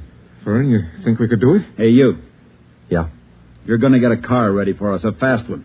Have it in front of the building. Move! All right, Friday, do what he tells you. Right.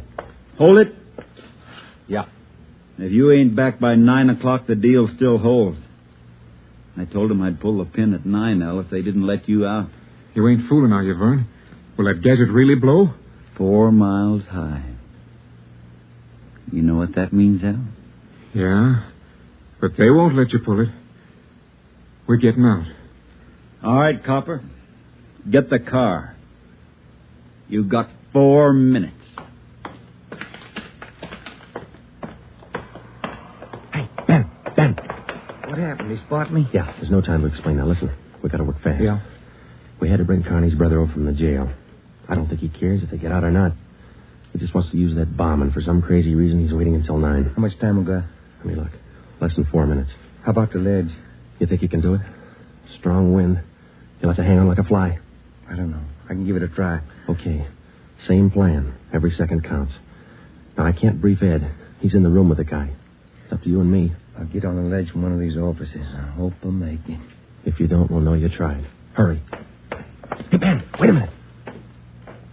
Yeah? I forgot. The windows. The one on his right. He locked it. You'll have to crawl around to the one on the left. You got it? Right. Okay. The car will be ready in 2 minutes. Out front. Fine. El and I'll just sit here and wait. Gonna be good being back together, huh, El? We always were real good together, Vern. Yeah, that's the way brothers ought to be together all the time. Together. Vern, I'd feel better with a gun. We don't need no gun, El. We got the bomb. We'll need a gun when we get out, when we get on the road. Okay. Take your pick. They all got 'em. Hey, you, give him yours. I'm not carrying a gun. I left it in the other room. A cop without a gun? Who's kidding who? I left it in the other room. Frisk the big boy, El. He's got one. About time for the car, ain't it? 2 minutes to 9. Yeah, this feels like it. Right on his hip.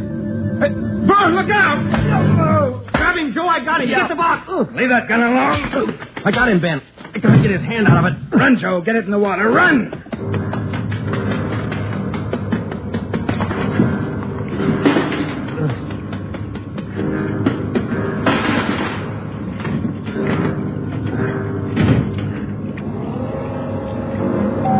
In a fast elevator, 16 floors isn't very much, but I've never shared an elevator with a live bomb.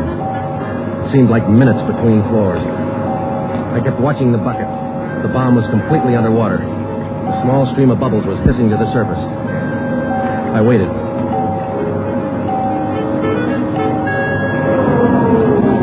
Main floor. I picked up the bucket and ran for the street. I missed the first step.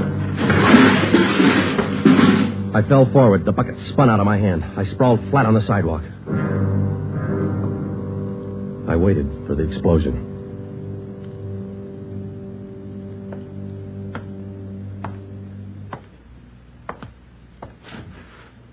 It didn't go off Friday. I gave it a good chance, Lee. It was all there. Look, at least a dozen sticks of dynamite. Snyder, bring that over here. Here you are, Lieutenant. Thanks. Here's why it didn't go off. Had it rigged for a hard trigger pull. Would have taken a good yank to set this one off. Yeah. Hi, Joe. Hi, man. Clumsy.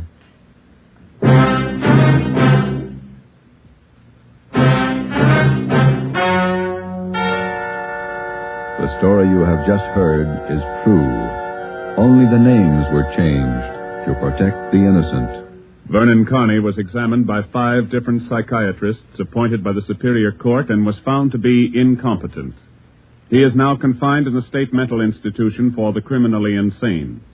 Elwood Carney is now serving the balance of his sentence with no time off for good behavior. You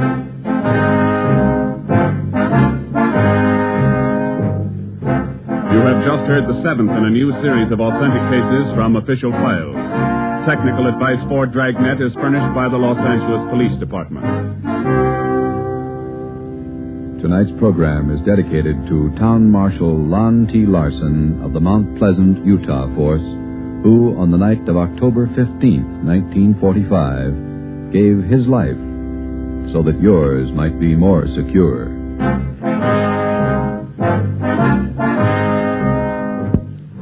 Dragnet came to you from Los Angeles. This is NBC, the national broadcasting company.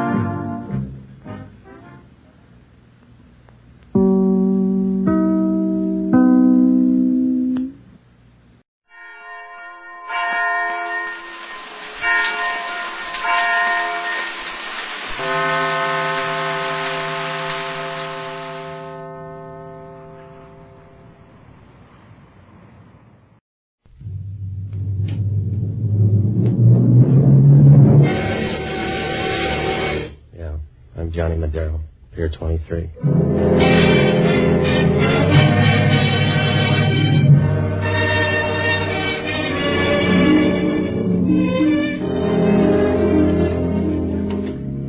know, it doesn't pay to buy a fast car in San Francisco because most of the time you got to be in low gear.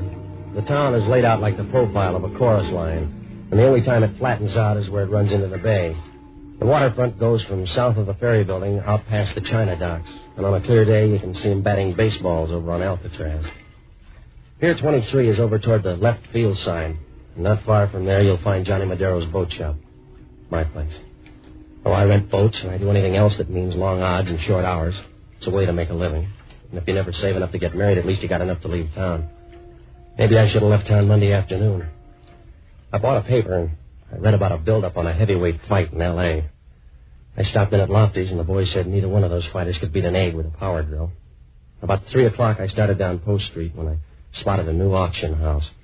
It was small, with enough dough-changing hands to buy back Manhattan Island. Inside it was packed, and up on a wooden stand, a bald-headed guy was selling everything but his suspenders. So I sat down in back, and I noticed a girl standing up against the wall. She was wearing dark green sunglasses, but the rest of her was just about as secret as a plow on the bathroom floor. Her hair was the color of midnight, and her dress was made of the kind of goods you buy from spiders. After a while, she walked over to me.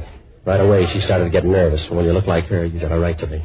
Mind if I sit down? They're your legs, lady. If you want to rest them, rest them. Thanks. You seem to like the view. Just temporary. I'm leaving. Will you get excited if I ask you to stay? Are you going to be proud if I do? Please, I want you to do me a favor. It won't take long. It'll be a small one. How small? They're going to auction off a black leather suitcase in a few minutes. It belongs to me. I must have it back. You speak the language. Do your own bidding, huh? I don't want someone to know I'm here. It's important. I'll pay you $50 to bid for me. You just hired me. Just start bidding and keep on bidding till you get that suitcase. I want it at any price. Now, ladies and gentlemen, here's a special item of interest. A black leather suitcase. Arrived yesterday. Contents unknown. It's handsome. It's beautiful. It's never been opened. Now, who's got sporting blood? The leather alone is worth at least $25, and it's heavy. It's heavy. It could be full of bricks, and it could be full of gold. That's what makes it interesting. Now, who's going to start the bidding? Who's going to start it off with a big one? $2. Oh, come on. That's an insult. $2? Who'll give 15? $10. 10. Who'll give 30? 10. Who'll give 30? Start pitching for our team, mister. $25. 50. Double it. 100. 100. The man in the gallery bids 100. You heard him, folks. 100. Who'll give 2? 200. 200. You got competition, lady. I got you. Keep doubling. 400. 400. That man in the gallery's got second vision. He knows what the suitcase is worth. The bid's 400. Who'll give 800? 4. Who'll give 8? 800. 800. The man in front here says 8. Who'll give 1,000? The bid's 800. Who'll give 1,000? Go ahead. Surprise the man. The OPA won't like this. You're working for me now. Make it 1,000. 1,000. 1,000. The man in back bids $1,000. Who'll give 1,500? 1,000. Who'll give 1,500? All right. 1,000 once. 1,000 twice. 1,000 for the third and last time. Oh, through bidding. Show it to the men in the gallery. Please come up and claim this price now. Here's the money. Pick it up and come back. I'll be waiting. Yeah. And don't let him open it. Whatever you do, don't let him open it. It's your party, lady. I won't even let him peek. There's the lucky man coming down the aisle now. Give him room. Give him room. Here he is, and here's your suitcase, mister. Want to open it and tell the folks what's inside? Yeah, what's in it, Mac? Just one of my relatives. Here's the dough. Yeah, sure, all right. Now we have another item here. Sorry, son. I was just going for the empty seat. Yeah, we'll wait for your blockers next time, Pop. Where's the girl, the brunette with the dark glasses? It's a jail term, son. I don't follow him home anymore. Well, she was here a minute ago. You must have seen her leave. No. Think about it. She must have walked right past you. Think about it. No, son. When you get to be my age, you don't even do that.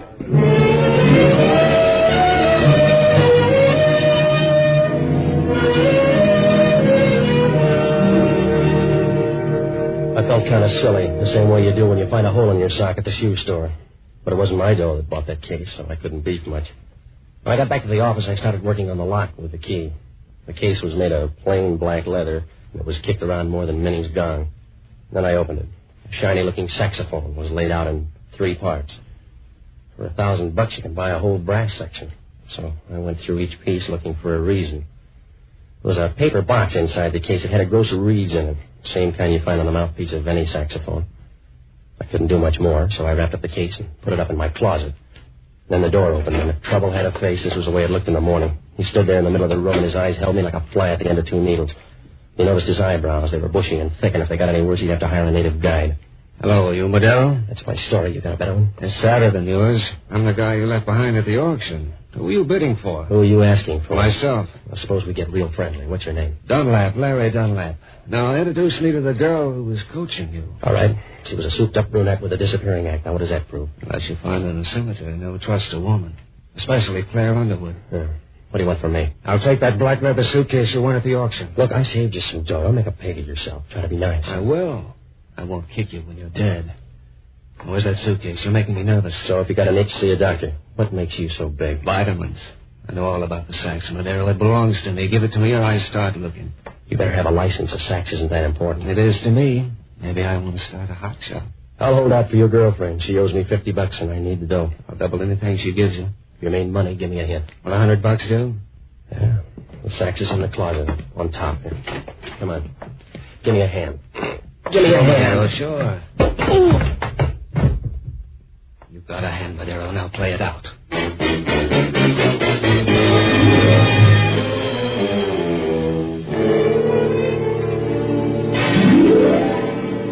Some days you're not going to make out any better than an ice cube at a cocktail party. When Dunlap hit me, I folded up and my head got the size of a social worker's heart. Well, I started tossing around on the rug. It took me longer to stop than it took Haig to quit Jersey. I knew that sax was gone, so there was no point in getting up. I started dreaming about that day a Cleveland bellhop gave me a key to the wrong room. It was going all right, too, until somebody began shaking me. In that small room, I didn't have to look up to know who it was, because Inspector Warchek of San Francisco Homicide is the kind of guy you stand next to in a hurricane and wonder what happened to the ventilation. Making a wish, Madero? Yeah, here, so it didn't come true. What are you collecting? Alibis. What's yours for last night at 12 o'clock? That wasn't bad. You got a witness? No, you can't win them all. Yeah, that's the way a guy named Charlie Reiser felt. So maybe it's an epidemic. So maybe you started it. Someone shot him dead. The guy was a musician. Try some of the neighbors. I'll try you first. You're reaching, Warchek. I never even heard of the guy. Oh, that's a handicap, Madero. Maybe you just heard of his instrument, huh? All right, let me guess. It was a sax. Hey, you're very bright. An auctioneer helped me trace it down to you. Now, what's the pitch? A wild one, Warchek. A dame forced me to do her a favor. Uh-huh.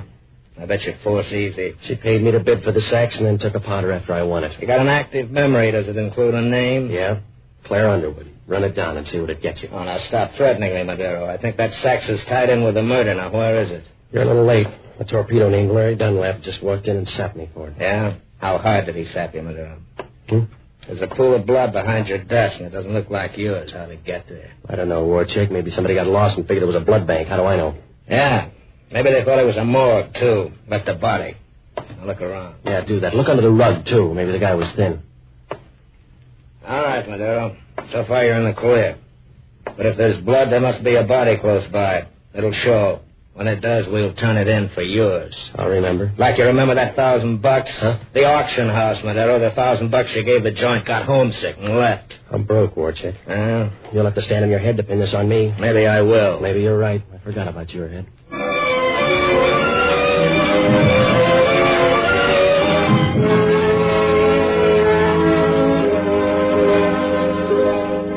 Once Warchek sticks to you, you might as well try to pull a mustard plaster off a throw rug. He stood there for a minute blinking at the light, and you could see big pebbles of sweat standing out on his forehead. He took a handkerchief out of his pocket. When it came down, it was wet enough to wash all the windows in lower Manhattan. After a while, he walked out. I watched him out of the window. I tried to figure how I got into this. It was like trying to trace back a conversation to see what word started it.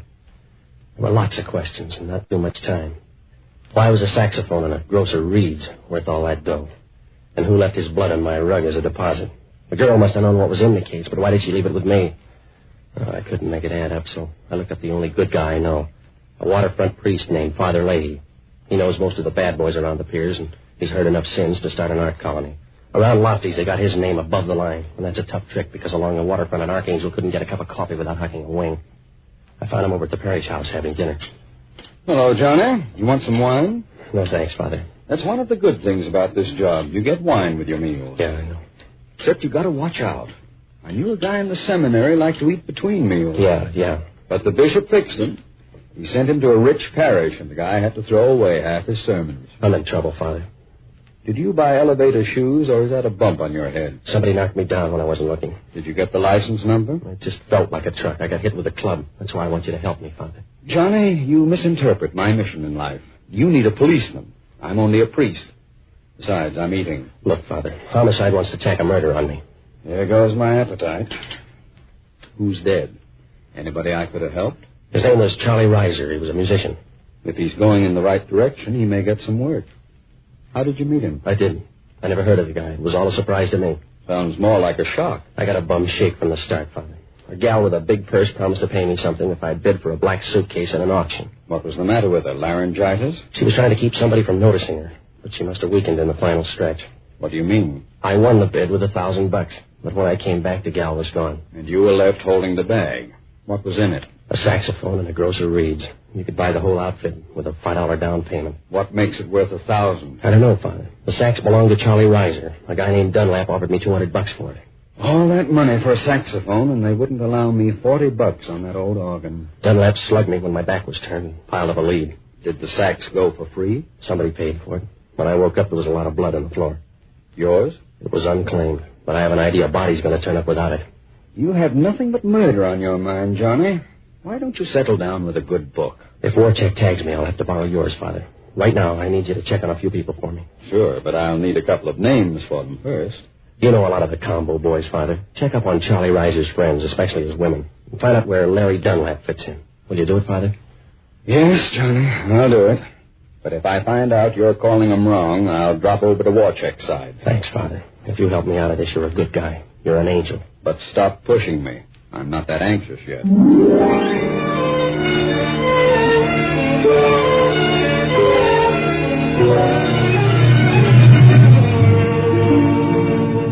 When I left Father Leahy, I ran over my leads. You could have counted them on one finger, and you'd still have to cheat. The only guy worth looking up was the auctioneer on Eddy Street. Maybe that was all revenge. Why did he tell Warcheck that I took that $1,000 back? Well, I figured I'd find out, so I grabbed a cab back to his store. When I got there, the joint was locked up, but a big neon sign blinked the name J.C. Cole. There was another light coming from the back, so I followed it down. Inside, Cole was working over his cash register tape. I didn't knock, and right away he started making funny noises in his throat. I noticed he was wearing a vest without a tie, and his sleeves were rolled up with big rubber bands. His elbows stuck out, and they were red and knotted up like a baby's face with cramps. And then he made his opening bid. It's a little late. What can I sell you, mister? A straight story. Huh? The one you told headquarters had too many frills. Hey, wait a minute. You're the same fellow who bought that suitcase. You got a good head, friend. How good is it on robbery? It was dark. I thought it was you, so I called the cops. You started fast, but you're fading in the stretch. $1,000 was gone. I figured you took your money back. That's an early mistake. It wasn't my dough. You sound like you're mad. Is that a gun in your pocket, huh? If it makes you talk about that suitcase, I'll say yes. I don't know what you mean. I said you were taking your chances. A ton of bricks, a ton of gold. Remember, I got to make a living, you know. You don't have to crowd the mint. What gives a sax a $1,000 price tag? I don't know, I tell you. I don't know a thing. Yeah, well, we'll go into politics later. I think you're lying. It was just another suitcase, an old leather suitcase with a sax inside. I just tell you, I don't know a thing. Yeah, keep it up, fella. You'll tell me everything that way. Now, how did you know there was a sax in that case if you never opened it? Well, Now, listen, mister, let's be friends. I got a little money. Let's be friends. Go on. I was just trying to get a little ahead. I got a wife and a kid, a big kid, so I switched saxophones. I took out the original sax with the reeds and put in an older one. What'd you do with the original? It was a pretty nice one, brand new, so I sold it to someone, Reeds and All, for $200. You're slowing down. Who's someone, a relative? He's a friend named Bud Overbeck. He plays tenor sax at the Downbeat Club. That original was something special, huh? Yeah, you should have held out for $1,000 on both ends. Now, listen, fella, Bud's a friend, a good friend on my wife's side. You won't hurt him, will you? I'll send you a pint if he bleeds. Yeah, sure. I'll save it. Anything else, huh? Yeah. Stop stuttering. You'll give that kid of yours a complex.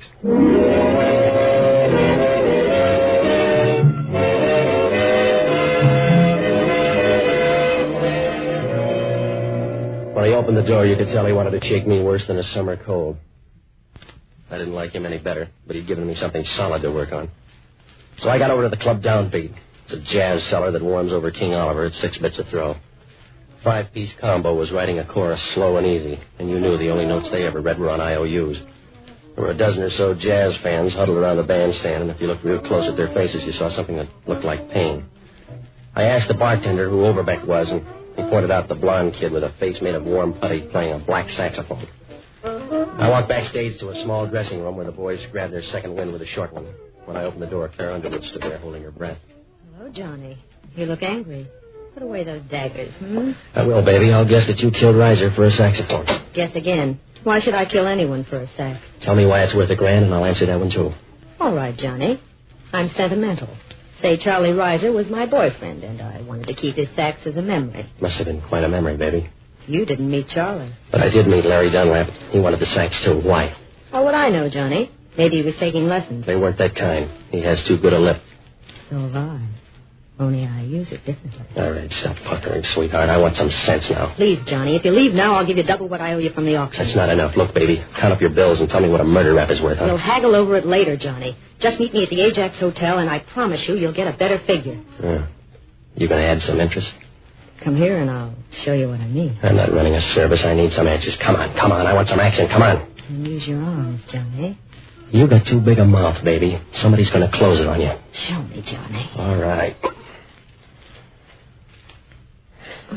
The music stopped, Johnny. What do you care? We're not dancing. Johnny, please, you're squeezing me too tight. Yeah, it's a bad habit. Now tell me about that sax. Listen to me, Johnny. I told you I got to see Overbeck first. I'll tell you everything later. Yeah, after you talk Overbeck out of his sax, huh? Yes. Is it a deal? You're too anxious to sign. I'll talk to Overbeck myself. All right, Johnny. I'll help you get him here quicker. Yeah, what are you going to do? Scream, Johnny. Scream. Listen. Louder, baby. You'll really need it in a minute. Hey, what's the matter? What's she screaming about, mister? She couldn't catch me. This man's drunk. He was trying to snatch my purse. Is that true, mister? Call a cop and find out. Yeah, I will. No, please, don't bother. Just get him out. Just throw him out, Mr. Overbeck. You heard the lady, mister? Do I get rough? Save your strength, Overbeck. You'll need it later.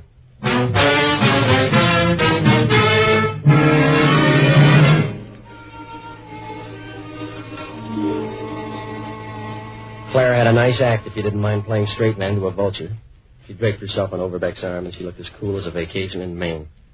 As I walked out, Overbeck was still showing his teeth, but it didn't matter because you got the idea he wasn't strong enough to fight off a sneeze. Well, there wasn't much I could do except wait for Claire to show. But it started to drizzle, so I figured my best bet was her hotel. In the lobby, a rose-colored carpet with a touch of yellow jaundice led to the desk. The clerk told me she hadn't come in yet, but for $5 he could tell I was a friend. He gave me her key. I went upstairs, and when I opened Claire's door, I knew something was wrong. A lot of towels were thrown all over the floor, and everything was gone from the closet but the mothballs. Claire had skipped, and before I could walk out, Dunlap walked in. One hand was in his pocket, and the other had enough tape to wrap up a mummy. Can I come in, Madero? You're old enough, Dunlap. Make up your own mind. I have. Where's Claire? You're early. I think she's still busy. Give me a magazine. I'll wait. It'll be a long one. I'm not hanging around. Oh, the fun's just beginning. Sit down. Sit down. I guess I am tired. Yeah, this gun makes everybody drowsy.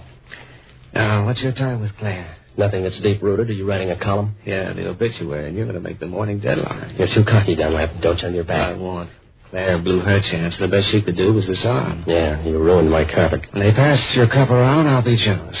In the meantime, you're going to stick around until Claire brings that black saxophone. I hope she's got some food in the icebox. What do you mean? Well, if you're waiting for that sax, we're going to starve to death. Claire's not going to show. What makes you a prophet? A guy named Bud Overbeck. He had the sax last, and Claire was working him over for it. I'll work you over for less.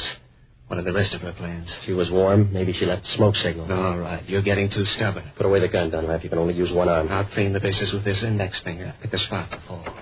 Hey, don't clutter up the floor now, Dunlap. We got company. Hey, what's this, the wrong room? Claire said we'd be alone. We are. Just the three of us. Who's he, Madero? Huh? What are you talking about? Claire told me to come here. She told me to wait for her. Look, fella, save your lip for another chorus. Just tell me where she left you. I don't feel so good. She was at the Downbeat Club. She was helping me put my sax away.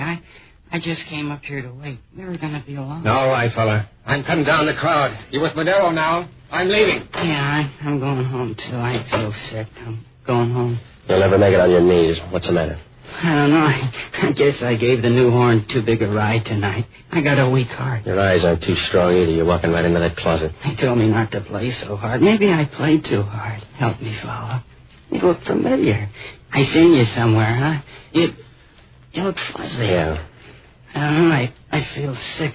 Someone must have slipped me something. I never felt like this before. I'm sick. Real sick. You'll never get any sicker, fella.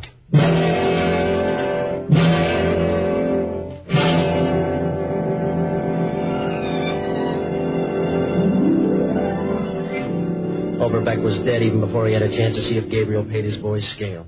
He hit the floor and turned over on his back, and you figured he'd cross the River Jordan with a backstroke. I got a good look at him now. His face was all twisted up like bed sheets after a nightmare, and up near his hairline, a long, thin scar ran into his scalp. Well, I didn't know what killed Overbeck, but whatever it was, he didn't get 2 weeks' notice. I figured if homicide caught me here, I'd get my walking papers, too, right down to the last 20 feet. I started for the door, but Warchick opened it for me. He looked at the body and then over to me. You on a spree, Madero? If you're footing the bill, Warchick? The state will from now on.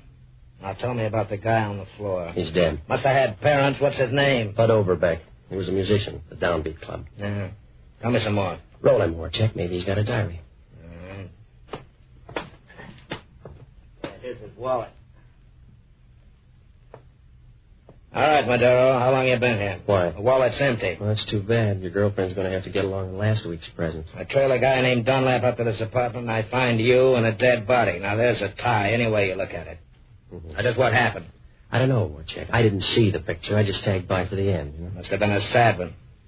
I think he's poisoned. Don't like the look in his eyes. Get the girl who put it there. Well, just give me a hint. Huh? Overbeck was playing caveman with Claire Underwood before he came up here. What does that give him besides hair? Maybe a Mickey. When I left, she was warming up an argument for his saxophone. She get it? She didn't. Dunlap's losing man hours. He just walked out here, and I think she's in his list. Yeah. I'm beginning to get an idea now myself. Does it hurt? You and the Underwood girl are running some kind of a racket with that saxophone. She left you behind her front for her. You haven't seen her, Warchick. She doesn't need that kind of help. But you will when I get through checking. Still got a few calls to make, and I want the lab to work over the body. By then I'll have enough to come back and hold you, Madero. You couldn't hold a lapdog with a suction pump. All right, big shot. I'll go a long way to get you for this, a long way. You got the drag, Warchick. Yeah. It's going to slow you down a little.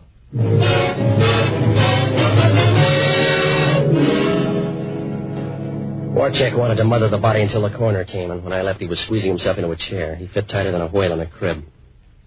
You could word it any way you liked, but the big riddle was that saxophone. Claire had it, and Dunlap wanted it, and a couple of guys died for it. My only alibi was Dunlap, but you might as well ask Con to hold still for Lewis.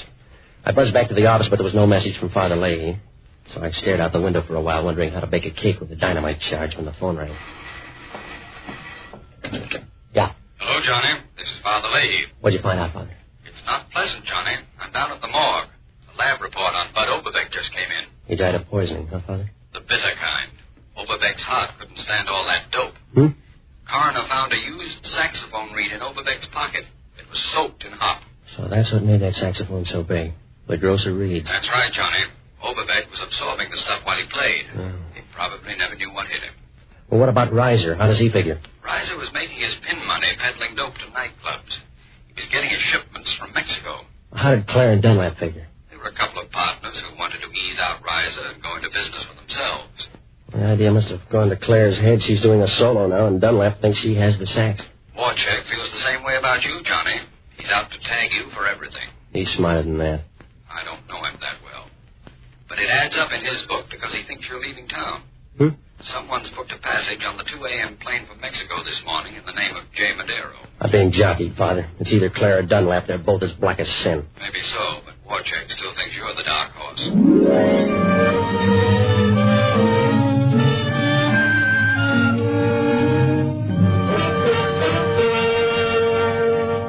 Up until now, it was like trying to sell a toupee to a bald-headed eagle. But when the turn comes, everything happens in a hurry, and you began breaking more records than a disc jockey with a hangover. If Father Leahy was right, Claire or Dunlap had enough dreams in that saxophone to start a waltz contest, and I knew if they both got out of town, Warcheck would be around to tag me for the last dance.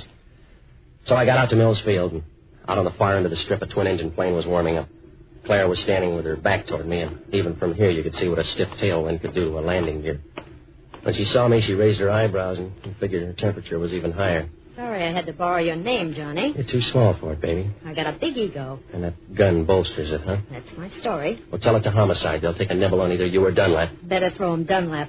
I got a date in Mexico City. It's a blind one, baby. You're going in the wrong direction. Larry, what are you doing here? I thought you I were... want those reeds, baby. You'll be peddling pencils when I'm through with you. And leave the sax, too, baby. I'll be lonely. You won't need that kind of music where you're going, Larry. You're the ones that talk, baby. I trusted you. We were going to do this together. I trusted you. We all make mistakes. You got the short end. I'll stretch it a little. You got another chance. Let's team up again. Sorry, Larry. I'm crowding you out. You only think so. Now get out of my way. I got to make the plane. Make it grave first. I want that stuff. I won't miss again. Stay away, Larry. Put up a sign. Yeah. You missed again. Give me the gun. No, I'm selfish. I'll hold on. Pull him off me, Madero. Pull him off. There's a law. All right, baby. You run out of chances. It's my turn now. No. Please, Larry. Put the gun away. You win. I'll split it with you now. You win. Honest, Larry, you win. Just to show you I agree. You're through, guy. Drop the gun. Yeah. What are the odds of my getting away in that plane? 70-30, maybe. Things are too tough at 50-50. Come on, I'll ride downtown with you.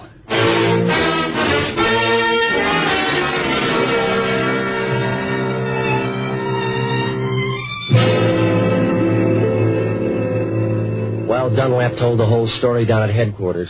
It seems that Reiser, Claire, and he were buying dope from Mexico and peddling it here in the form of soaked-up reeds. Reiser was contact man in Mexico, but the only way they knew him down there was by his black saxophone. Claire and Dunlap decided to narrow the profits down to 2 by shooting Reiser and taking over.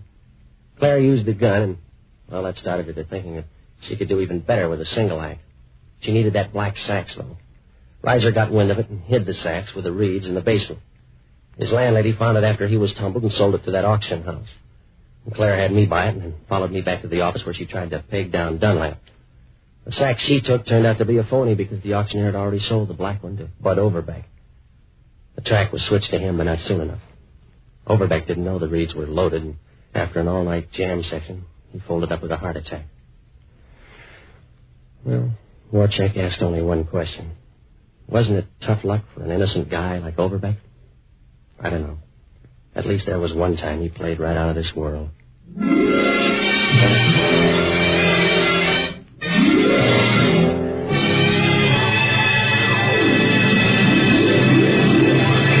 Johnny Madero, Pier 23, starring Jack Webb as Johnny Madero, has been presented by the Mutual Network. Johnny Madero is written by Herb Margolis and Lou Morheim. Gail Gordon played Father Leahy, and Bill Conrad played Inspector Warcheck of Homicide. Others in the cast were Helene Burke, Bob Holton, Herb Butterfield, Irvin Lee, and Herb Rollinson. Original music was composed and conducted by Harry Zimmerman, and the entire production was directed by Nat Wolfe.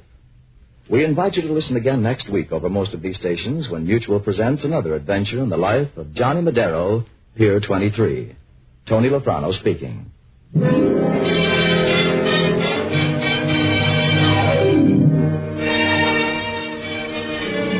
program came to you from Hollywood. This is the Mutual Broadcasting System.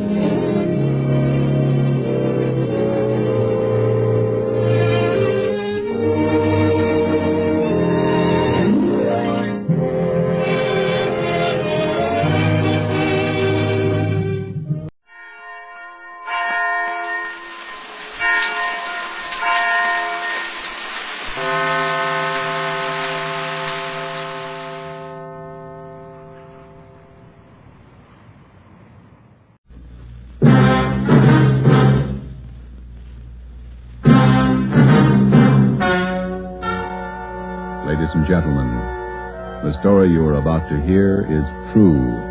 Only the names have been changed to protect the innocent. NBC brings you Dragnet.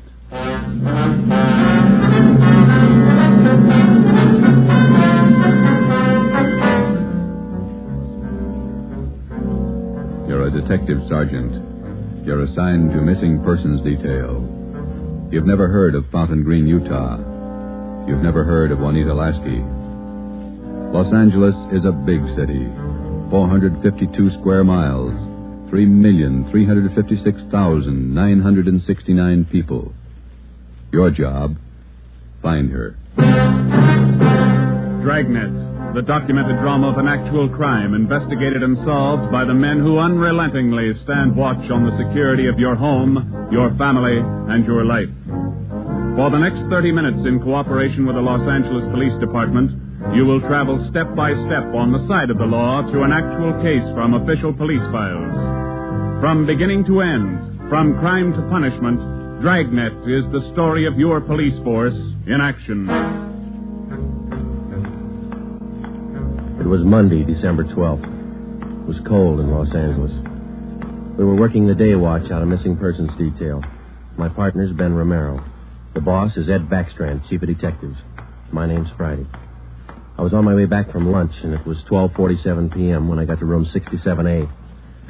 Missing persons detail. Where'd you eat? Federal Cafe. Good soup today. What kind? Corn chowder. It was real good. The place is jammed with Christmas shoppers. I had to wait. Haven't even started my shopping yet. You? I got to pick up something for my mother. Prices are high. I'll send a lot of cards. Wait till you get married, Joe. Ever try to sell a Christmas card to a kid? They got to have something with wheels on it. Yeah, I guess you're right. Missing persons, Friday.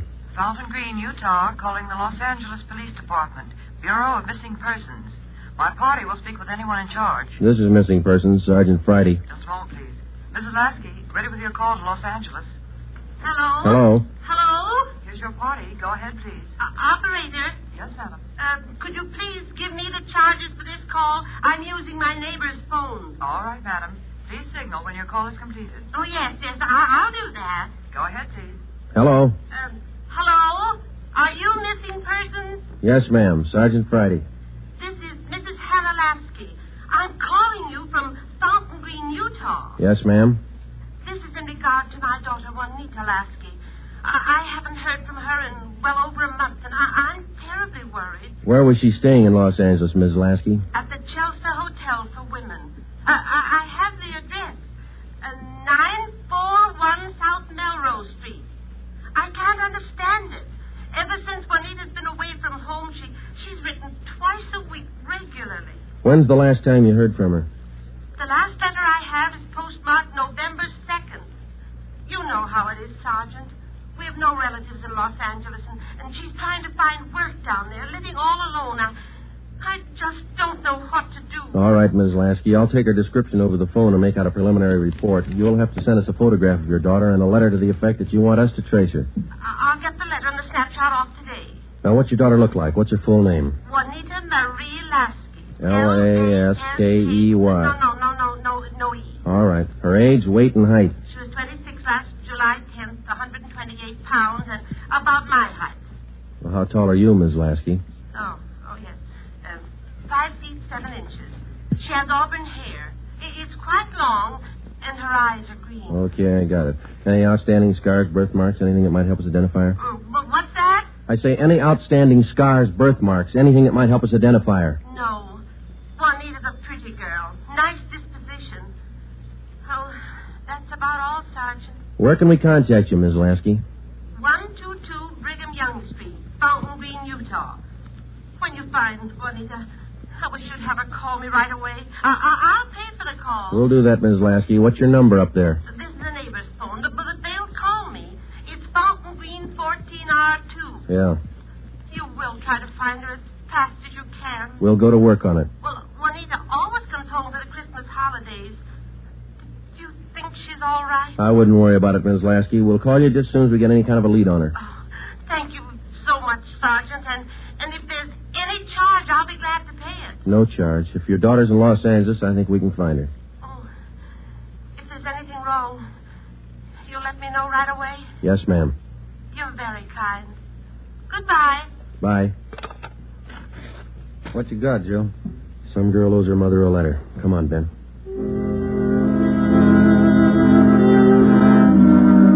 Just a routine call. We made the usual check, the morgue, all the hospitals, the county jail. And then we went through the repeater file. We found a Juanita Lasky in the files, but the age and description didn't match. We put that lead in the discard. After the usual paperwork, the next step was to check our last known residence, the Chelsea Hotel for Women. Here it is, Joe. Chelsea Hotel. Yeah. 55 rooms, all outside. You're home away from home. Now let's go in.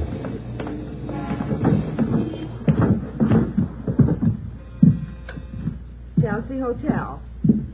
Thank you. Here's the bell. Yes, sir. May I help you? We're looking for a Miss Juanita Lasky. I'll ring her room. Whom shall I say is calling? Is she in? I believe so. I just saw her about an hour ago. Okay, would you ring her room, please? Yes, sir. And whom shall I say is calling? My name's Friday. All right, Mr. Friday. Just a moment. Do you wish to speak with her on the phone, or shall I have her come down? Ask her to come down if she doesn't mind. She doesn't seem to answer. That's funny. I'll ring again. No, sir, she doesn't seem to be in. Would you like to leave a message? Didn't you say you saw her about an hour ago? Yes, I did. She must have gone out again. I wonder if we could check her room. Oh, no. Gentlemen are not allowed above the main lobby. I'm sorry, ma'am. We're from the police department. Missing persons. I'm Sergeant Friday. This is Sergeant Romero. Oh. You men are from Missing Persons, did you say? Yes, ma'am. Well, I'm sure Juanita's just stepped out for a moment. If you'd care to wait here in the lobby. We haven't got much time, ma'am. We'd appreciate it if you'd show us her room. Certainly. I'll get the pass key. That's 215. The elevator's right this way. Thank you. What seems to be the trouble? Some friend of Juanita's missing? No, ma'am. Juanita. Juanita? I don't understand. Her mother's a little worried about her. Down this way. Here we are.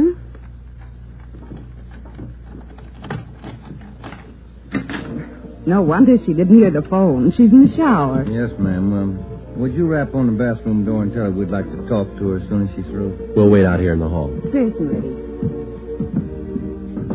Juanita? Juanita, there are two gentlemen here to see you. Juanita?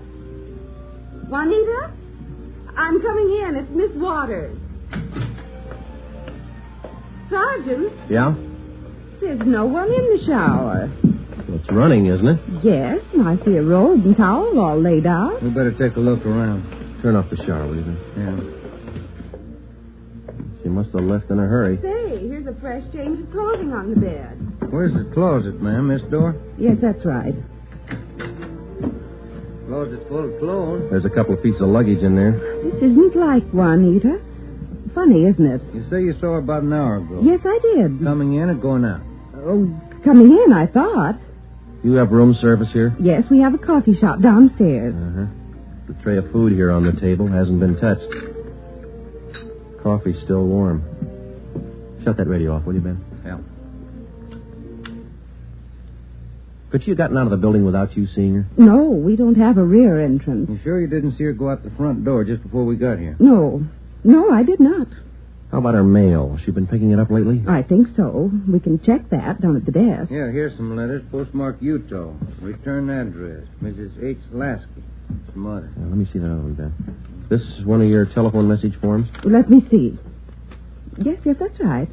Says long distance call operator 2, Fountain Green, Utah. According to this slip, this call was received at 1:25 today. May I see that, Certainly. Sergeant? There you are. Yes, that's Edna's writing. Mrs. Tollefson took that call. She relieves me for lunch. Well, do you know whether she returned this call? Well, if she did, there'll be a record down at the desk. Uh-huh.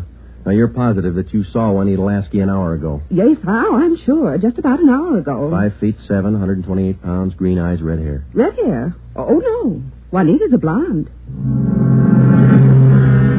Her mother told us that Juanita Lasky had red hair. Now, we weren't too surprised. A lot of women change the color of their hair.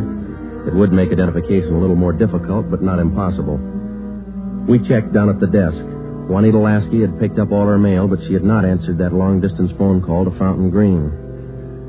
The next step was to question some of the people in the Chelsea Hotel who knew Juanita. We tried room 217.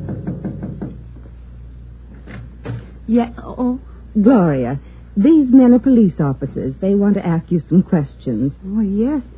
Is it all right for them to...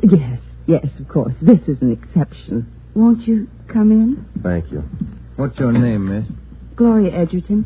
You know Juanita Lasky? Yes, I know her. She has the room right next door to me. Have you seen her today? No, I haven't. I've been out doing my Christmas shopping. Why? We were trying to locate her, Miss Edgerton. Well, isn't she in her room? I thought I heard her shower going. Yes, you did, but she wasn't in there. When was the last time you saw her? Last night at dinner. We always eat dinner together.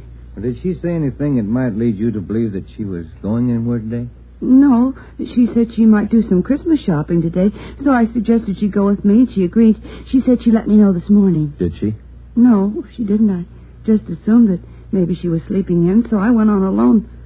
Are you sure she hasn't just stepped out? We don't know. If you're just going down to the corner, it's a little unusual to leave the shower running, the radio on, and let your lunch get cold.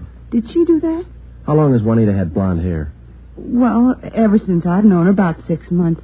We moved in here together. We work at the same place. Where's that, Miss Edgerton? At the Claggett building. We're elevator operators. I see. Who's your immediate superior down there? Darlene Kemp.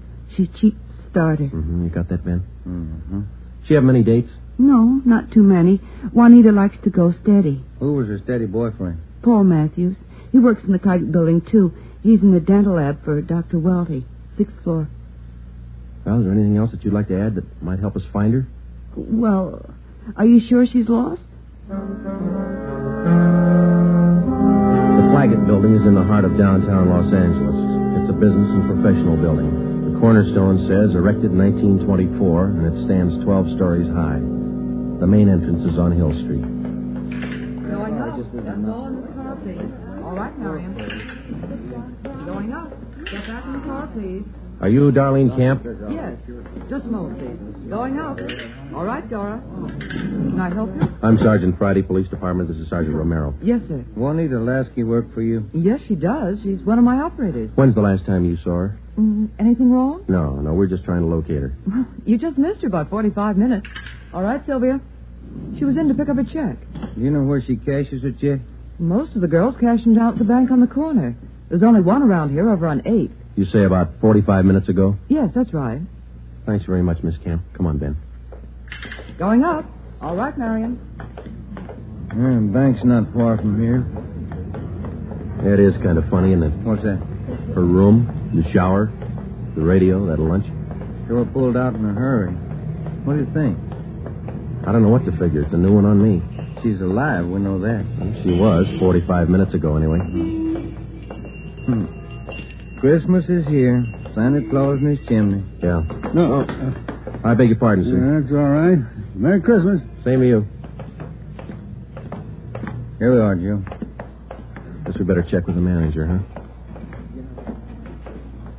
You the manager? I'm the assistant manager. Can I help you? Police department. Yes, sir. I'd like to find out if a check has been cashed here within the hour. Yes, sir. And what's the party's name? Lasky, Juanita, payroll check, Claggett building. Yes, sir. I know Miss Lasky. If you'll step behind the counter, I'll get the check. Thank you. If you'll just wait right here. Okay, thanks.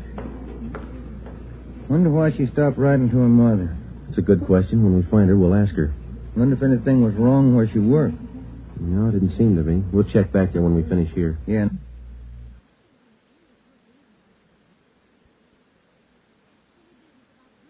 That boyfriend, Paul Matthews, too. Yeah. Oh, here's our man. Yes, sir. Here's the canceled check. I okayed it. You sure it's the same girl? The blonde girl, elevator operator in the Claggett building. Was she alone? Oh, I think so. Did she appear normal? No, she didn't seem to be as friendly as she usually is. Does she have an account here? She did have a small savings account here, but she closed it out about a month ago. I see. Well, here's our card. If you should happen to see her again, give us a call. I'll do that. Thank you very much. Entirely welcome. Merry Christmas. Merry Christmas. We went back to the Claggett building. Ben called the Chelsea Hotel from the phone booth in the lobby of the building. Miss Waters, the manager, was keeping a sharp lookout, but Juanita Lasky had not been heard from. Paul Matthews worked in the dental lab for a Dr. Weldy. His office was number 637.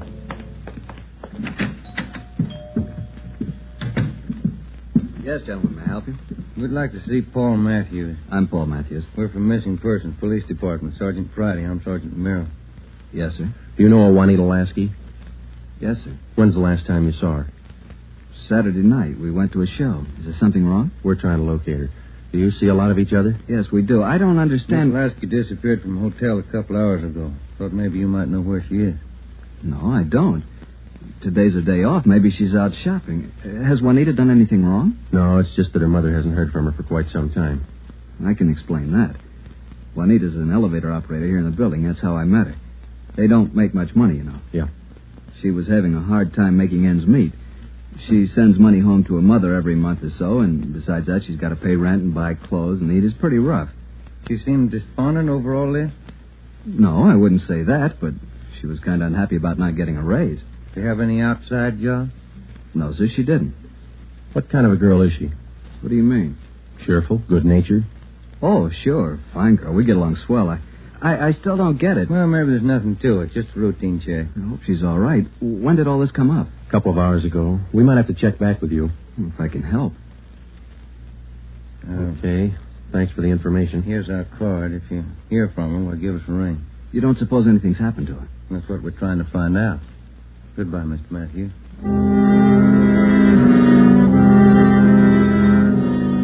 When we got back to Central Division, we had a full description of Juanita Lasky teletyped to all outlying stations in the metropolitan area of Los Angeles. We also put out an APB. We double-checked the repeater file and the wanderer file. We made out a full report on our findings to date. During the next 8 days, we located a missing husband for a wife in Memphis, Tennessee. We picked up a runaway boy missing from his home in Reno, Nevada, and a 79-year-old veteran of the Spanish-American War who left his home in Bakersfield, California because he didn't like his daughter-in-law's cooking. But Juanita Lasky was still a mystery. For 8 days, we checked and rechecked all our known friends and habits. We went back over the course a dozen times, but no trace. It was almost as if she had ceased to exist that day in the Chelsea Hotel. The letter and photograph from her mother had arrived, and we circulated it to cities all over the country. Her mother wrote that during the war, Juanita was a whack corporal. We put a tracer through to the War Department. That way, we'd have another photo and a full set of fingerprints. Well, where do you want to start today? I'll get it. Missing persons, Friday. Joe, this is Spencer over in the morgue. Yeah, Archie. You still looking for that girl?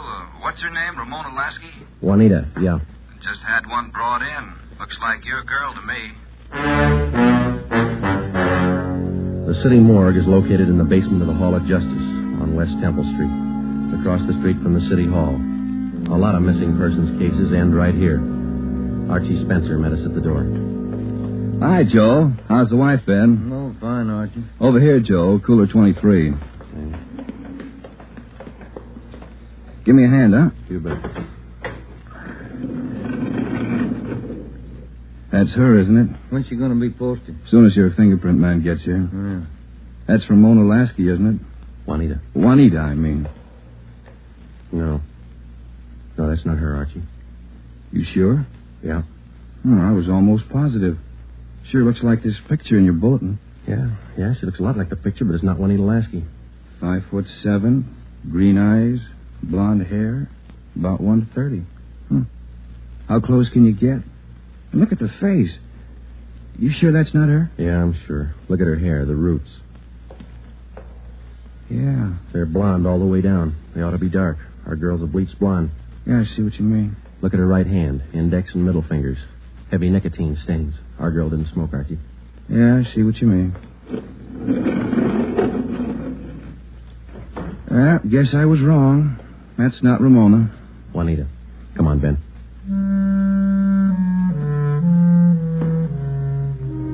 That afternoon, we got another phone call from Fountain Green, Utah, Juanita Lasky's mother. We told her we hadn't found any trace of her daughter. It was a hard job. We had answered calls like this before, but maybe it was just the season of the year. Somehow we felt that we had to find Juanita Lasky by Christmas. We covered every angle we could think of. We kept close watch on all incoming reports. We stayed in close contact with her friends and Miss Waters at the Chelsea Hotel. Regardless of the name on the incoming reports, we checked every set of fingerprints against those we had received on Juanita Lasky from the War Department. Still, no trace. December 23rd, we checked in for work at 8:30 a.m. Chief Ed Backstrand wanted to see us. A little something on the Lasky girl. Might help you. What is it, Skipper? Man by the name of Willard Harris. Owns a bar out in Pomona. Phoned in this morning. Yeah? Found a woman's handbag left in the bar. Driver's license made out to Juanita Lasky. Why'd you think to call that? He's got a television set in his bar. Saw the Lasky girl's picture on Sergeant Rosenquist's broadcast last night. How about the girl? Says he can't place her. You better hop out and pick up that purse. Willard Harris owned the Mission Trail Bar. It was in the bus terminal in the heart of Pomona. The Christmas traffic was heavy all the way out Garvey Boulevard. It was 10:45 when we pulled up in front of the bar. Willard Harris was inside taking a liquor inventory when we walked in. How do you do? You, Mr. Harris? Yes, that's right. You fellas with General Liquors? Los Angeles Police Department. My name's Friday. This is Sergeant Romero. Oh, say, glad to know you boys. Yeah, I called Los Angeles this morning. We came right out. Say, how about a little eye-opener? Got some fine Irish whiskey. No, thanks, Mr. Harris. How about your partner there? No, thank you. All right, boys. Guess you want that purse, huh? Yes, please. Yeah. Here you are. Just as I found it. I opened it up to get the owner's name, but that's all. Didn't touch a thing. Okay.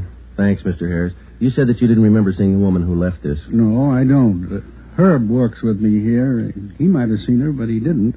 I asked him the night we found it. How long ago did you find this purse? Oh, better part of 2 weeks. No, a little closer to a week. Yeah, about 8 days ago. I usually hold something like this for 30 days. That's the law, you know. Yeah. But I saw that fellow on the television on that missing persons program. That's how come I called you, boys. Well, thanks very much, Mr. Harris. That's all, boys. It's cold out this morning. Sure you don't want a little, Nick? No, thanks, Mr. Harris. Goodbye. We checked the personnel at the bus terminal, but none of them seemed to recognize Juanita Lasky's photograph. We checked the contents of her purse, but we found nothing unusual. 4 $1 bills and some change and the normal things women carry. Since it was money in the bag, we felt sure that Juanita Lasky had lost the purse herself. That meant that she was alive 8 days ago, 2 days after she walked out of the Chelsea Hotel. It's the only print carried on a California driver's license. It matched the same print on the War Department record. It didn't prove anything except that all the evidence tied in and belonged to the girl we were looking for, Juanita Lasky. The next morning, December 24th, we checked in for work at 8:30. Morning, Ben. All right, Joe, here's the daily report. You want to check them? There's a mess of them. Let's get at them. You look through any of them yet? No, not yet. I figured I'd wait for you. All right, I'll take half, huh? Got any shopping done? No, you? Some. Lunch hour mostly. Mm-hmm. Found some nice cards. Be sure to send me one. Yeah, I'll hand it to you in the morning. Let's trade shaving lotions like we did last year. If I get any.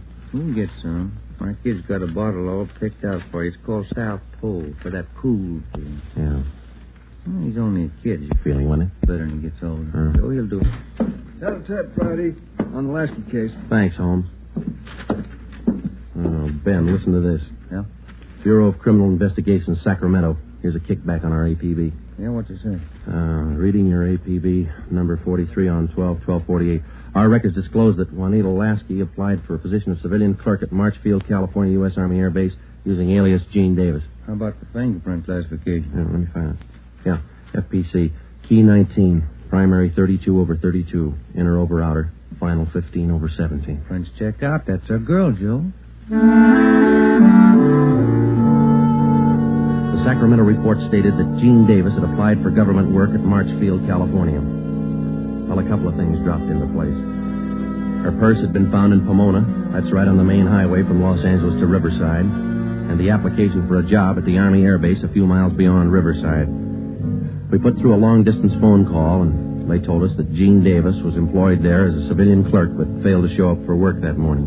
It seems like we run fresh out of luck every trip, doesn't it? Yeah, we get so close, and then she's gone again. What you think she's on the go for? If I could figure that, I could find her. I'll get it. Missing persons, Friday. Yeah? We'll be right over. We didn't find her, but she's been found. Juanita Lasky just walked into the Chelsea Hotel. We went over to the Chelsea Hotel. Technically, our job was completed now. Juanita Lasky had been found. We went over to make out a routine report. The streets were pretty jammed with last-minute Christmas shoppers, so we walked the last block to the hotel.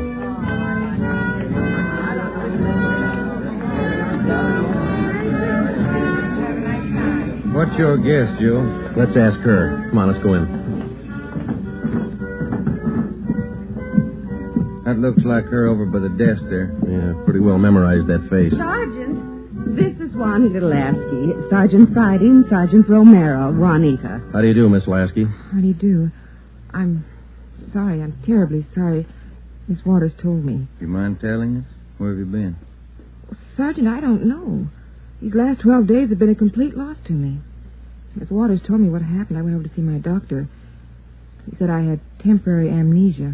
I have to have treatment. I see. What's your doctor's name, Miss Lasky? Dr. Rudner over on Crenshaw. Well, we're glad you're okay. Kind of had us going there for a while. Oh, I'm sorry.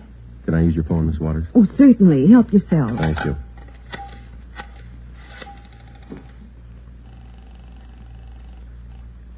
Long distance? I'd like to place a person-to-person call to Mrs. Hannah Lasky, Fountain Green, Utah. That number is 14R2. Fountain Green, Utah, 14R2. That's right. Your name and number, please. Joe Friday, and this is Hempstead 8594. Thank you. Rate operator. Fountain Green, Utah, route and night person rate from Los Angeles. TC Mount Pleasant, Salt Lake, night person 140. Through Salt Lake. Salt Lake. Mount Pleasant. Mount Pleasant. Fountain Green. Fountain Green. Fountain Green, 14R2. Mrs. Hannah Lasky, Los Angeles, California, calling. Thank you. Ringing operator. Hello? Mrs. Hannah Lasky, please. Los Angeles, California, calling. Oh, yes. Hang on. I'll get her. Waiting on your party, sir. Thanks. Getting through all right, Joe? Yeah. Lucky. Christmas Eve. Yeah. Hello? Hello? Hello? Hello, Ms. Lasky. Yes? Just a minute, Ms. Lasky. Juanita, Yes? you're wanted on the phone. Oh, who is it? Just say hello. She'll take it from there. Let's go, Ben. Hello? Yes? Hello, Mother. Come on, Ben. Yes, I'm all right. Mother, it's so good to hear your voice.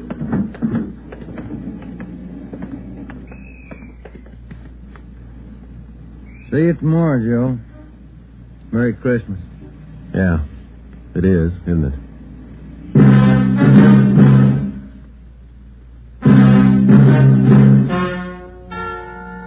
The story you have just heard is true. Only the names were changed to protect the innocent. Upon further examination by competent medical authorities, Juanita Lasky was found to be suffering from periodic spells of amnesia. She was given treatment, and a complete cure was effected.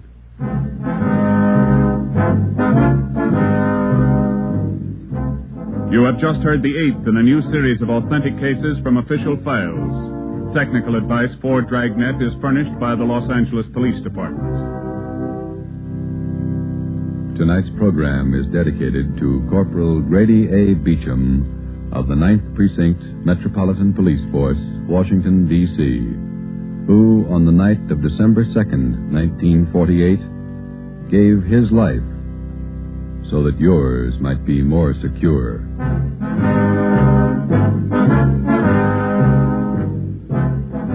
Dragnet came to you from Los Angeles. This is NBC, the national broadcasting company.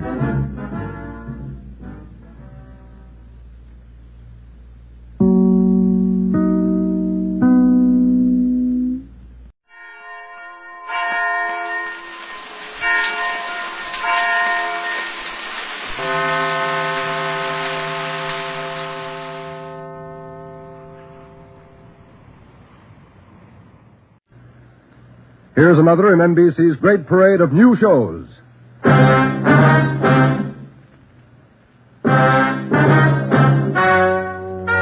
Ladies and gentlemen, the story you are about to hear is true.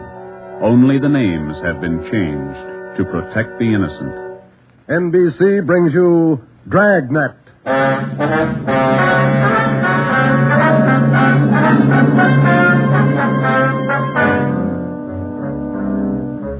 You're a detective sergeant. You're assigned to narcotics detail.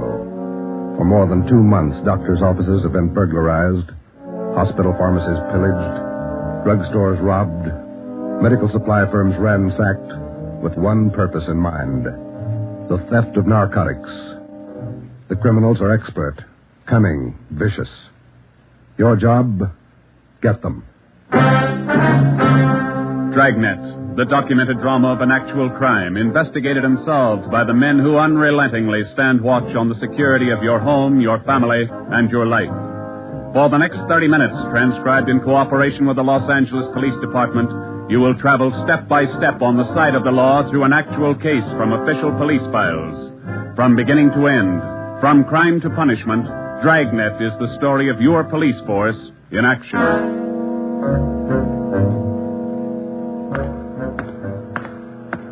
It was Thursday, March 23rd. It was windy in Los Angeles. We were working the night watch out of narcotics. My partner's Ben Romero. The boss is Ed Backstrand, chief of detectives. My name's Friday. I was on my way back from the record bureau, and it was 10:35 p.m. when I got to room 24. Narcotics detail. Yeah, okay. Well, we'll be right over. Thank you. Get anything, Joe? Nothing we don't know already. How about you? That was the county hospital on the phone. Doc Welch. Pretty fair lead. I told him we'd be right over. What's he got? One of our informants, Benny Trounsel. Ready? Let's go. What's with Benny? It's bad shape. Somebody worked him over. They found him in an alley off of South Main. Yeah? Doc says Trounsel talked before he passed out. Anything good? He claimed he knows who's running the new dope racket in town. Says they got him. No, let's take the stairs here, huh? Why should they bother with small fry like Benny? That's what I'm wondering. Blackmail, maybe. Benny's still on the needle? Maybe that accounts for his story. Doc says his skull is fractured. Morphine doesn't do that to you. Yeah. Benny mention any names? I don't know. Doc didn't say. Here's the garage. Come on.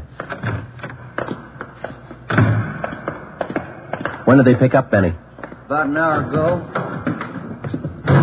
He had a pocket full of bundles on him. Heroin. Trounsel's small fry. He never had that much dope on him in his life. That's what makes it interesting. Let's go.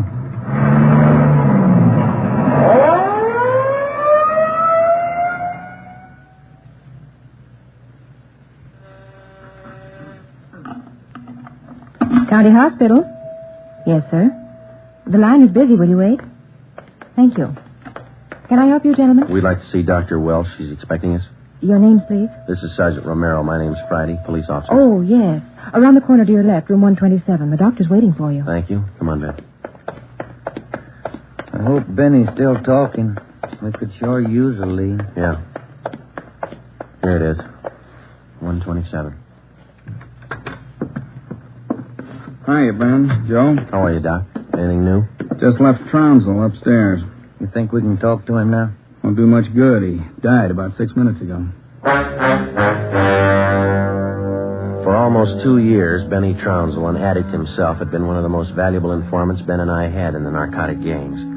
More than once, he had helped us solve a case, but this time, if Benny Trounsel had any direct leads to the nerve center of the newest narcotic ring, he took them with him. Besides his dying accusation that the ring had gotten to him, he left behind only 2 small scraps of information. First, when he arrived at the county hospital, Dr. Welsh reported that Trounsel repeatedly muttered the name Patterson. Secondly, among the few personal effects found in his pockets was a good amount of heroin and a small piece of white paper with 2 words scrawled on it, Tucker Building. Benny Trounsel's body was taken to the county morgue, and the next morning it was posted. At the coroner's inquest, the cause of death was listed as a brain hemorrhage induced by severe blows by a blunt instrument on the sides and base of the skull, inflicted by a person or persons unknown. Besides Ben and myself, the only identification witness at the inquest was a woman who managed a rooming house in Benedict Alley, where Trounsel used to stay periodically. After the inquest, we questioned her briefly in our office. Miss Strite, you say you can't remember any friends Trounsel had while he stayed at your room and house? No, I can't. Besides, if I knew that man used dope, I never would have rented him a room. How long did he rent from you, Miss Strite? About 6 months. I run a respectable house. I don't mind if my people drink a little now and then, but those dope users, no, sir. Did you know anything about Trounsel, Miss Strite? Where he spent his time, where he had his meals? Well, don't serve at my place. Too much trouble. Most of the people eat at the Ace lunchroom, down the corner. Where's that, Miss Strite? Grant and South Main, right on the corner. And you think Trounsel might have spent some time there? He might have, I don't know. Miss Strite, did Trounsel ever mention anyone by the name of Patterson? No. Patterson? No. And you can't recall any friends he might have had? He had any friends and never set foot in my house. That's all I know. All right, Miss Strite, thank you. Here's a card, ma'am. If you come across any information about Trounsel, we'd appreciate it if you'd call us. All right. That all? That's all, ma'am. Thank you. Well, bye. Goodbye, ma'am. Big help. Yeah, not even a good identification witness. You got those listings we made on the Tucker building? Yeah. Yeah, let's see. Here it is. Okay, there you have it, huh? Tucker building, 7310 South Wilshire. I wonder what Benny Trounsel could have been doing out there. Shouldn't be too hard to check. It's a small building. Yeah. 6 listings for the whole place. A couple of law offices, real estate guy, dentist, architect, and a doctor. One dentist, one doctor. Could be a lead. Maybe. Pretty thin. Friday, Romero. You got a minute? Yes, Skipper. Come on, Joe. Yeah. What do you got, Ed? Letters. Here's a sample. Now listen to this. Chief of Detectives, Ed Backstrand, City Hall, Los Angeles. In view of mounting wave of narcotic robberies, strongly recommend that your efforts to curb this lawlessness be redoubled. They all like that? All of them. They're mad. Can you blame them? Not a bit. Well, we haven't got much to go on, Chief. The gang's pretty smart. All right, then let's be smarter. There's no law against it. Doing our best, Skipper. Then make it better. I'm sick of that bunch, and I'm tired of these letters. And look at that record. In 2 months, 15 drugstores robbed, 8 medical offices, 2 supply houses, 2 hospital pharmacies. Narcotics missing every time. Now, who's behind it? None of the old-timers. We've checked them out. Gone over every hype and mainliner we know of. All right, then get on the transients. New faces. Climb on every one of them that shoots the stuff until you get to that gang and break it. If you need help, holler. But get to that gang and break it. You understand? Okay, Skipper, we'll try. You dig up anything on that Trounsel case yet? Still checking out one lead. What? Slip of paper we found in Trounsel's pocket, Ed. Said Tucker building on it, that's all. Just going to check it out when you called. All right, hop on it, fast. We got a lot of pressure on us. Keep in touch with the office. It was almost noon when Ben and I got out to the Tucker building. It was a 2-story affair, comparatively small, very modern. We checked with the dentist in the building first, but he'd never heard of anyone by the name of Benny Trounsel. His records and appointment books proved it out. Well, that's one down, Joe. Yeah. Let's try that doctor's office now. What's his name? Let me see. Springer. Dr. Fred Springer. He's on the 2nd floor. Okay. There's a stairway down there. Come on. Pretty close to lunchtime. Might not be in. Maybe. Somebody should be there. We haven't got much time to play with. Yeah. Chief sure was up in there this morning. Here's the office. Fred Springer, M.D. Good morning. May I help you, gentlemen? We'd like to see Dr. Springer, please. Do you have an appointment? No, we don't. Well, the doctor's not in at present. Would you like to make an appointment for later in the day? No, ma'am. We're police officers. This is Sergeant Friday. I'm Sergeant Romero. How do you do? I'm Miss Turner. I'm the doctor's nurse. Then you must take care of the appointment and record books for the doctor. Yes, I do. Well, maybe you can give us the information we're looking for, Miss Turner. Did the doctor ever have a patient by the name of Trounsel? Benny Trounsel? Trounsel? Mm-hmm. No, I don't think so. Just a moment. I'll check. Thank you. No. Trounsel, is that the way you spell it? Yes, ma'am. No. The name's not listed here. Let me check the account book.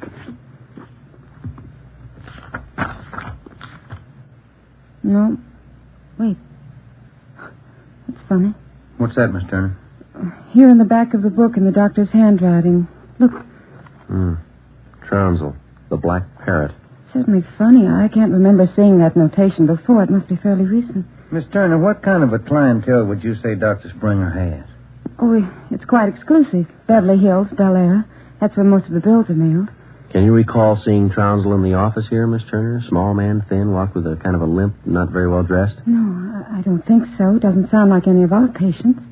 Would you show us the doctor's prescription lists for the last 2 months? We'd like to check them. Well, I'm afraid I can't. Dr. Springer keeps them in the safe. He's the only one who has the combination. How long you been with Dr. Springer? About 10 months. Ever since he started his practice out here. Where was he before that? Philadelphia. I don't understand all these questions. Is anything the matter? Just a routine check, Miss Turner. When do you expect the doctor back? About 4 this afternoon. He's out making home calls. All right. Here's our card. Would you ask him to call us as soon as he comes in? I'll do that. Thank you, Miss Turner. Bye. Goodbye. Bye. Oh, say, Miss Turner, there's one more question. Yes? Does Dr. Springer have a patient by the name of Patterson? Oh, yes. One of the doctor's first patients, John Patterson.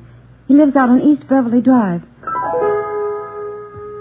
When we left Dr. Springer's office, we called R&I. There was no make on John Patterson. Ben and I drove over to see him just on a hunch.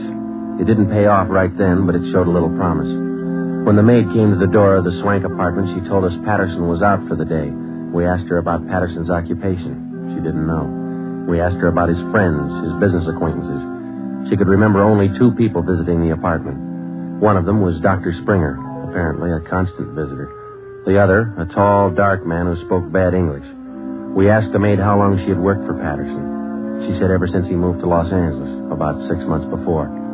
A few things started to fall into place, but it was strictly a guesswork operation. Ben and I got in the car and headed for the south end of the city to check out some of the places Benny Trounsel was supposed to have frequented. We met a stone wall. From the Ace lunchroom near Benny's former rooming house to the Black Parrot. No one was willing to talk. Threats didn't work, and neither did promises. Ben and I gave up for the moment and headed back to the office. Pacific Ambulance 1, call to Alhambra is now code 3. Seems like Skid Row doesn't want any part of this one. Yeah, there's a bad feeling. Something's got him scared. Sure would like to know what it is, or who it is. Yeah, I'd like to know the answer to that, too. Control 1 to Unit 80K. Us, Joe. Get it, will you? I got it. 80K to Control 1. 80K to Control 1. Go ahead. 80K. Call station 2511, code 3. 80K to Control 1. Roger. KMA 367. Wonder what that's all about. Now, let's find out. There's a drugstore. They ought to have a phone. Pull over, huh? You got a nickel? Oh, yeah, sure. Thanks. I'll be back in a minute.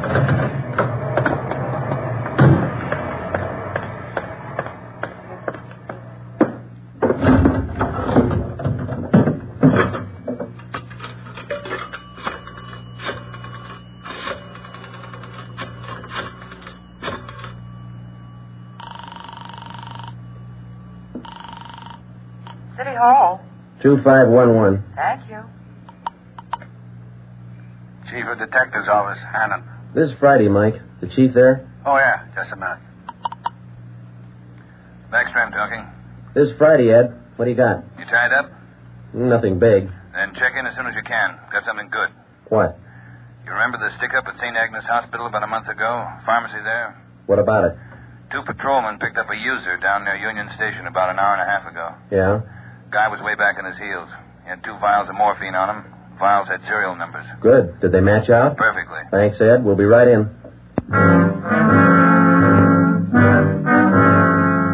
When Ben and I got back to the office at 3:52 p.m., we picked up Chief Ed Backstrand and went directly to the crime lab where Lieutenant Lee Jones analyzed the contents of the 2 vials taken from the suspect. Jones told us it was high-grade morphine. We went back to the office and double-checked the serial numbers on the vials with the crime report on the St. Agnes Hospital robbery. They matched. And there's a good break. These vials were in the loot when the gang knocked over the hospital 28 days ago. Now stay on the trail and we'll crack that gang wide open. This the arrest report on the guy, Ed? Yeah. Picked him up in a bar off South Main. Who is the guy? A transient? Yeah, here it is, Ben. James Steiner, Phoenix, Arizona, age 37, transient laborer. Anybody talk this guy yet, Ed? Not yet. He shouldn't be too hard. You better get on it. Right, Skipper. Come on, Joe. Check you later, Ed. What time you got, Ben? Let me see. 25 past 4. A phone call for you, Ben? Yeah, who was it? Your wife. Wants you to pick up some aspirin and a bottle of nose drops for your kid on your way home. Oh, yeah, almost forgot. That the only call we had, Mike? That's right. Thanks. Well, you got that Dr. Springer's number, Ben? Yeah. Here it is. Crestview 55284. Thanks.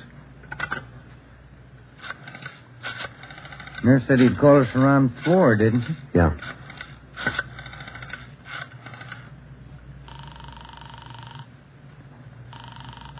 Dr. Springer's office? This is Sergeant Friday down at the police department. Dr. Springer there? Well, no, he isn't, Sergeant. He called in about 20 minutes ago, and I gave him your message. He said he'd call you. All right, Miss Turner. When he comes in, tell him to call us. Impress on him. It's urgent. All right, Sergeant, I'll do that. Goodbye. Goodbye. No luck? I don't know. Just a hunch. He may be ducking us. Who are you calling now? State Medical Board. Maybe they can check us out on Dr. Springer. I put the call through to the State Medical Board and asked for a check on Dr. Fred Springer. They said they'd call back within the hour. In the meantime, we had James Steiner brought to one of the interrogation rooms for questioning. It was all talk. Look, it's like I told the sergeant when they booked me. I don't know anything about this hospital job. Sit down, Steiner. Oh, all right, thanks. How long you been in the city, Steiner? L.A.? Oh, about a month. I came from Phoenix, looking for work. Things are pretty slow in Phoenix. Where'd you get the morphine? Huh? I said, where'd you get the morphine? The stuff? I bought it. Just for a pop now and then. I just play around with it. Just for kicks. Who'd you buy the vials from? Who? I don't know. A guy in a bar gave me a price. Which bar was that? Which bar? The Black Parrot. I'm not hooked. I just play around with it just for kicks. What'd the guy look like, Steiner? What did he look like? I don't know. Tall, I guess. Would you remember him if you saw him again? Remember? Sure. I talked to him a couple of nights at the bar. Was he on the stuff? Was he a hype? Hype? Yeah, maybe. Tall fella, dark. You shooting the stuff? Shooting the stuff? No, I'm no mainliner. I never took in the veins in my life. I told you I'd do it just for kicks, just to pop now and then. Take off your shirt. Let's see your arms. Huh? My arms? Come on, take it off. Well, who are you kidding, Steiner? Your arm looks like a pincushion. I told you just once in a while, just for the kicks. I'm not hooked on it. They found 2 vials of stolen morphine on you, Steiner. You can go 2 ways, hard or easy. Hard or easy? I told you I ain't done nothing. I bought the stuff. I use a cap or a bindle once in a while for kicks, but I'm not hooked. I bought the stuff, I tell you. Who was he, Steiner? Who sold it to you? Who? I told you I met him in a bar, the Black Parrot. Who was he? He was tall. Dark. He gave me a good price. Come on, let's have it, Steiner. His name. I'm feeling sick. You got something for me? I'm sick. All right. Mike. Yeah, Joe. Get some milk. A couple of quarts right away. Okay. You ready to tell us, Steiner? Who was he? I'm sick. I'm sick. We're getting some milk for you now. Come on, you better talk. Max. That's all he said. Name was Max. He gave me a good price. I only take a pop now and then just for kicks. You think you could point him out for us? Yeah. Maybe. I'm sick. Sick. Narcotics, Romero. Hello. This is Dr. Springer calling. You wanted to talk to me. Yes, we did, Doctor. And we've got a few questions we'd like to ask you. Oh, hold on just a minute, will you? It's Dr. Springer, Joe. All right, tell him we got to see him tonight. We'll call him back later. Dr. Springer? Yes? Sorry, Doctor. We'll have to see you later on tonight. You be at home? Well, I have an appointment this evening. Would you mind telling me what this is all about? Sure, Doctor. It's about a man named Benny Trounsel. Oh. I see. And if you don't mind, we'd like to check over your prescription list with you. Yes. I'll cancel my appointment. You can contact me here at home. 1538 South Road. I'll be here all night. All right, Doctor. Thank you. We'll see you later, then. Yes. Goodbye. Goodbye. What'd he say? All right? Yeah, it's all right. I'll buy that hunch of yours now, Joe. Dr. Springer, he knows who killed Benny Trounsel. I bet he knows why. When Mike Hannon came back with the milk, we fed it to Steiner, and then we put him back in his cell. We put in another call to John Patterson out on East Beverly Drive, but there was no answer. We left word with Hannon where we were going, and then Ben and I headed out for Dr. Springer's home. It was 7:35 when we pulled up into the driveway at 1538 South Road, a low, rambling ranch-type home. We got out of the car and made our way down the path to the front door.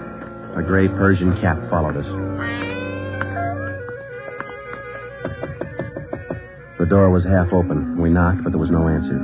Through the window, we could see the living room was dimly lighted. We went in. We found Dr. Springer sitting in a large carved mahogany chair in the dining room.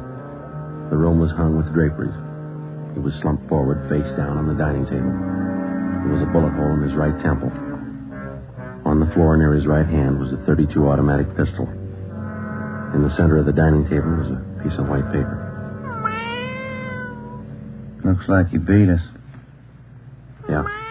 Any names on that confession? One says he killed Trounsel. No, wait a minute.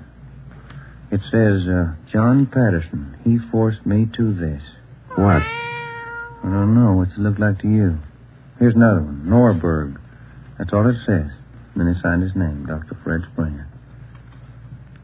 Ben, come over here. Look at these. Hypodermic needle. It works. This morphine? White powder. Could be. Then he was on it himself. Looks like it. We'll find out when they post him. I'll get it. Yeah. Sergeant Friday there, please. This is Joe, Mike. What do you got? Can you talk all right there? Yeah, go ahead. Just got a kickback on your call to the State Medical Board on this Dr. Fred Springer. Mm-hmm. He's not a registered physician in the state of California. Besides that, his license was revoked in Pennsylvania 2 years ago. Illegal operations. That explains it. Notify homicide. Get the crime lab in the corner out here, will you? Looks like Springer shot himself. Okay, Joe, right away. We'll wait for him, but hurry him up, Mike. We got a couple more places to check out tonight. Okay, Joe. See you later. Right. What's next? Patterson place? I don't know. Maybe we ought to try Steiner first. Sounds good to me. Feels like we're getting close. Yeah, Ben. Real close.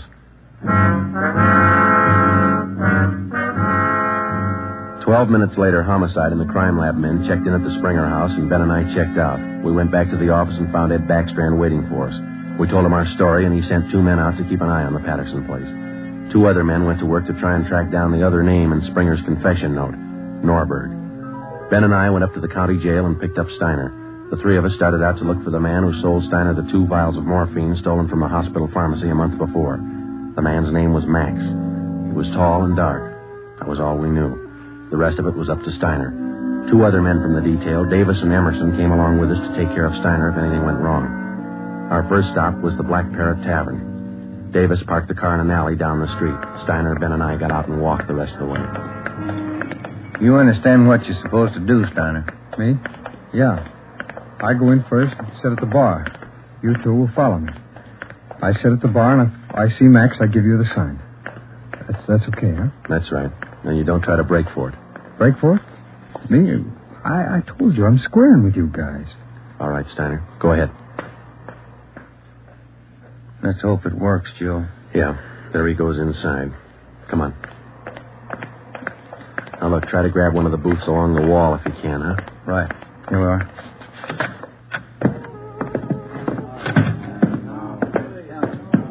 The first booth, Ben, it's empty. Yeah. Fellas left to order at the bar. Waitress got a night off. Make it a couple of beers, will you? Couple of beers? Okay. Joe. Joe, look at Steiner. Yeah, he's signaling. Must mean the guy putting on his coat over there. No, hold it, Ben. Wait till he gets past us.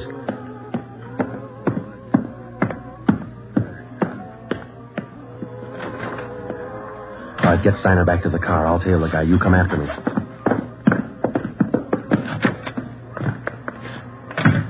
I didn't know how right Steiner was or how much we could trust him. All I knew was that the man I was following was tall and he was in a hurry. I followed him 3/4 of a block before he turned in at a motel.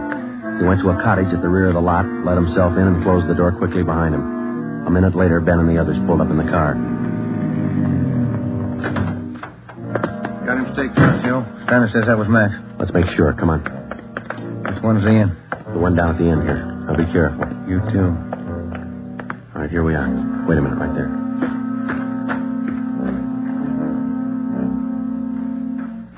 Look, there's no rear door. He's got to come out the front. Keep the door clear. You ready? All set. Cover me.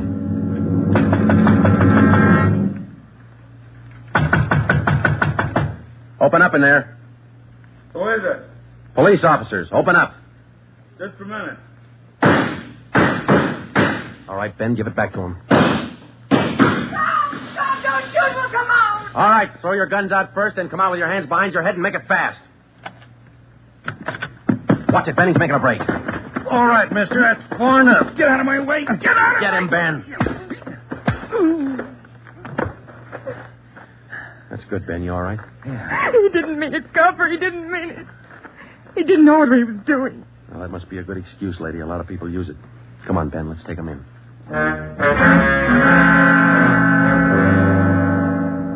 It was 10 minutes past midnight when we got back to headquarters. Both the man and the woman were booked for violation of the State Narcotics Act, a felony. He gave his name as Max Jansen. In his luggage, we found 13 vials of morphine, large quantities of heroin, and a small amount of Panopin. He gave us the names and addresses of 6 active members of the narcotics gang. He identified Dr. Springer as second in command. Just a few more questions, Jansen. Yeah, all right. Why did Springer kill Trounsel? He had it coming. Trounsel knew the score, and he was blackmailing him, bleeding him white. Why didn't the gang take care of him? The boss said no rough stuff. Things were going too good. He warned Springer, but he wouldn't listen. All right, Jansen, just one more question. Who's the boss? Do I get off light? State's witness? It might help. We can't promise you anything. Who's the boss, Patterson? Yeah. 138 East Beverly Drive? That's right. What about Norberg? How does he figure? It's the same guy. Patterson and Norberg, both the same. And what's his real name? Norberg. Tony Norberg. What's his front? He's legitter. He used to be importing business. Where? Here. Got an office downtown. Do I get protection? Where's Norberg now? Home out in Laurel Canyon. Do I get protection? I thought you said he lived out on East Beverly. His apartment. His home's out in the canyon. Where? What's the address? Do I get protection? You'll get protection. Winden Way. 860 Winden Way. All right, Friday. Romero, take some men with you.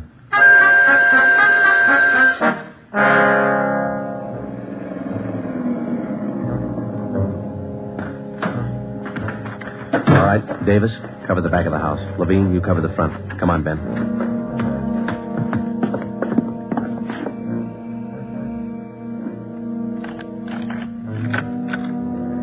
Yes? Mr. Norberg in? Who's calling? Police officers. Oh, come in, won't you? Thank you. Now get your hands up. Face the wall. You'll never make it, lady. The house is surrounded. Tony, get the stuff. It's our only chance. They'll cut you down, Norberg. All right, Jeannie, give him the gun. Don't be a fool. They're going to march out the door in front of us, right to the car. I'm not going, Jeannie. Try it if you want. I'm not going. All right, Tony, stay. Come on, coppers. You'll never make it, lady. I said move. Fast. All right, Ben, hit the dirt. She's going for the car. See if you can get those tires.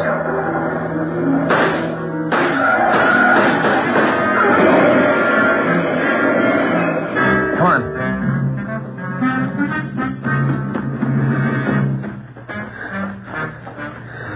Dan? Yeah. Norberg was smart. Must be the girlfriend. Guess so. Wonder why they start. Why do they get on the stuff, Joe? For kicks, Ben. None of them ever get hooked. Just for kicks. The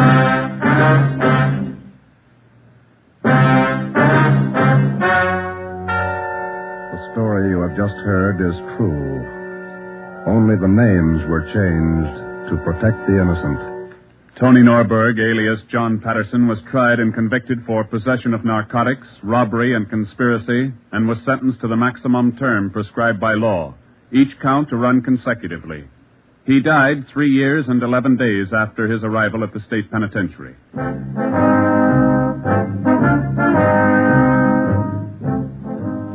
You have just heard the 9th in a new series of authentic cases transcribed from official files. Technical advice for Dragnet is furnished by the Los Angeles Police Department.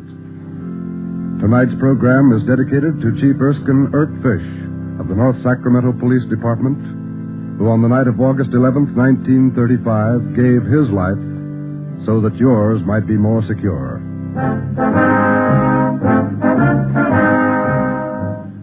Dragnet came to you from Los Angeles.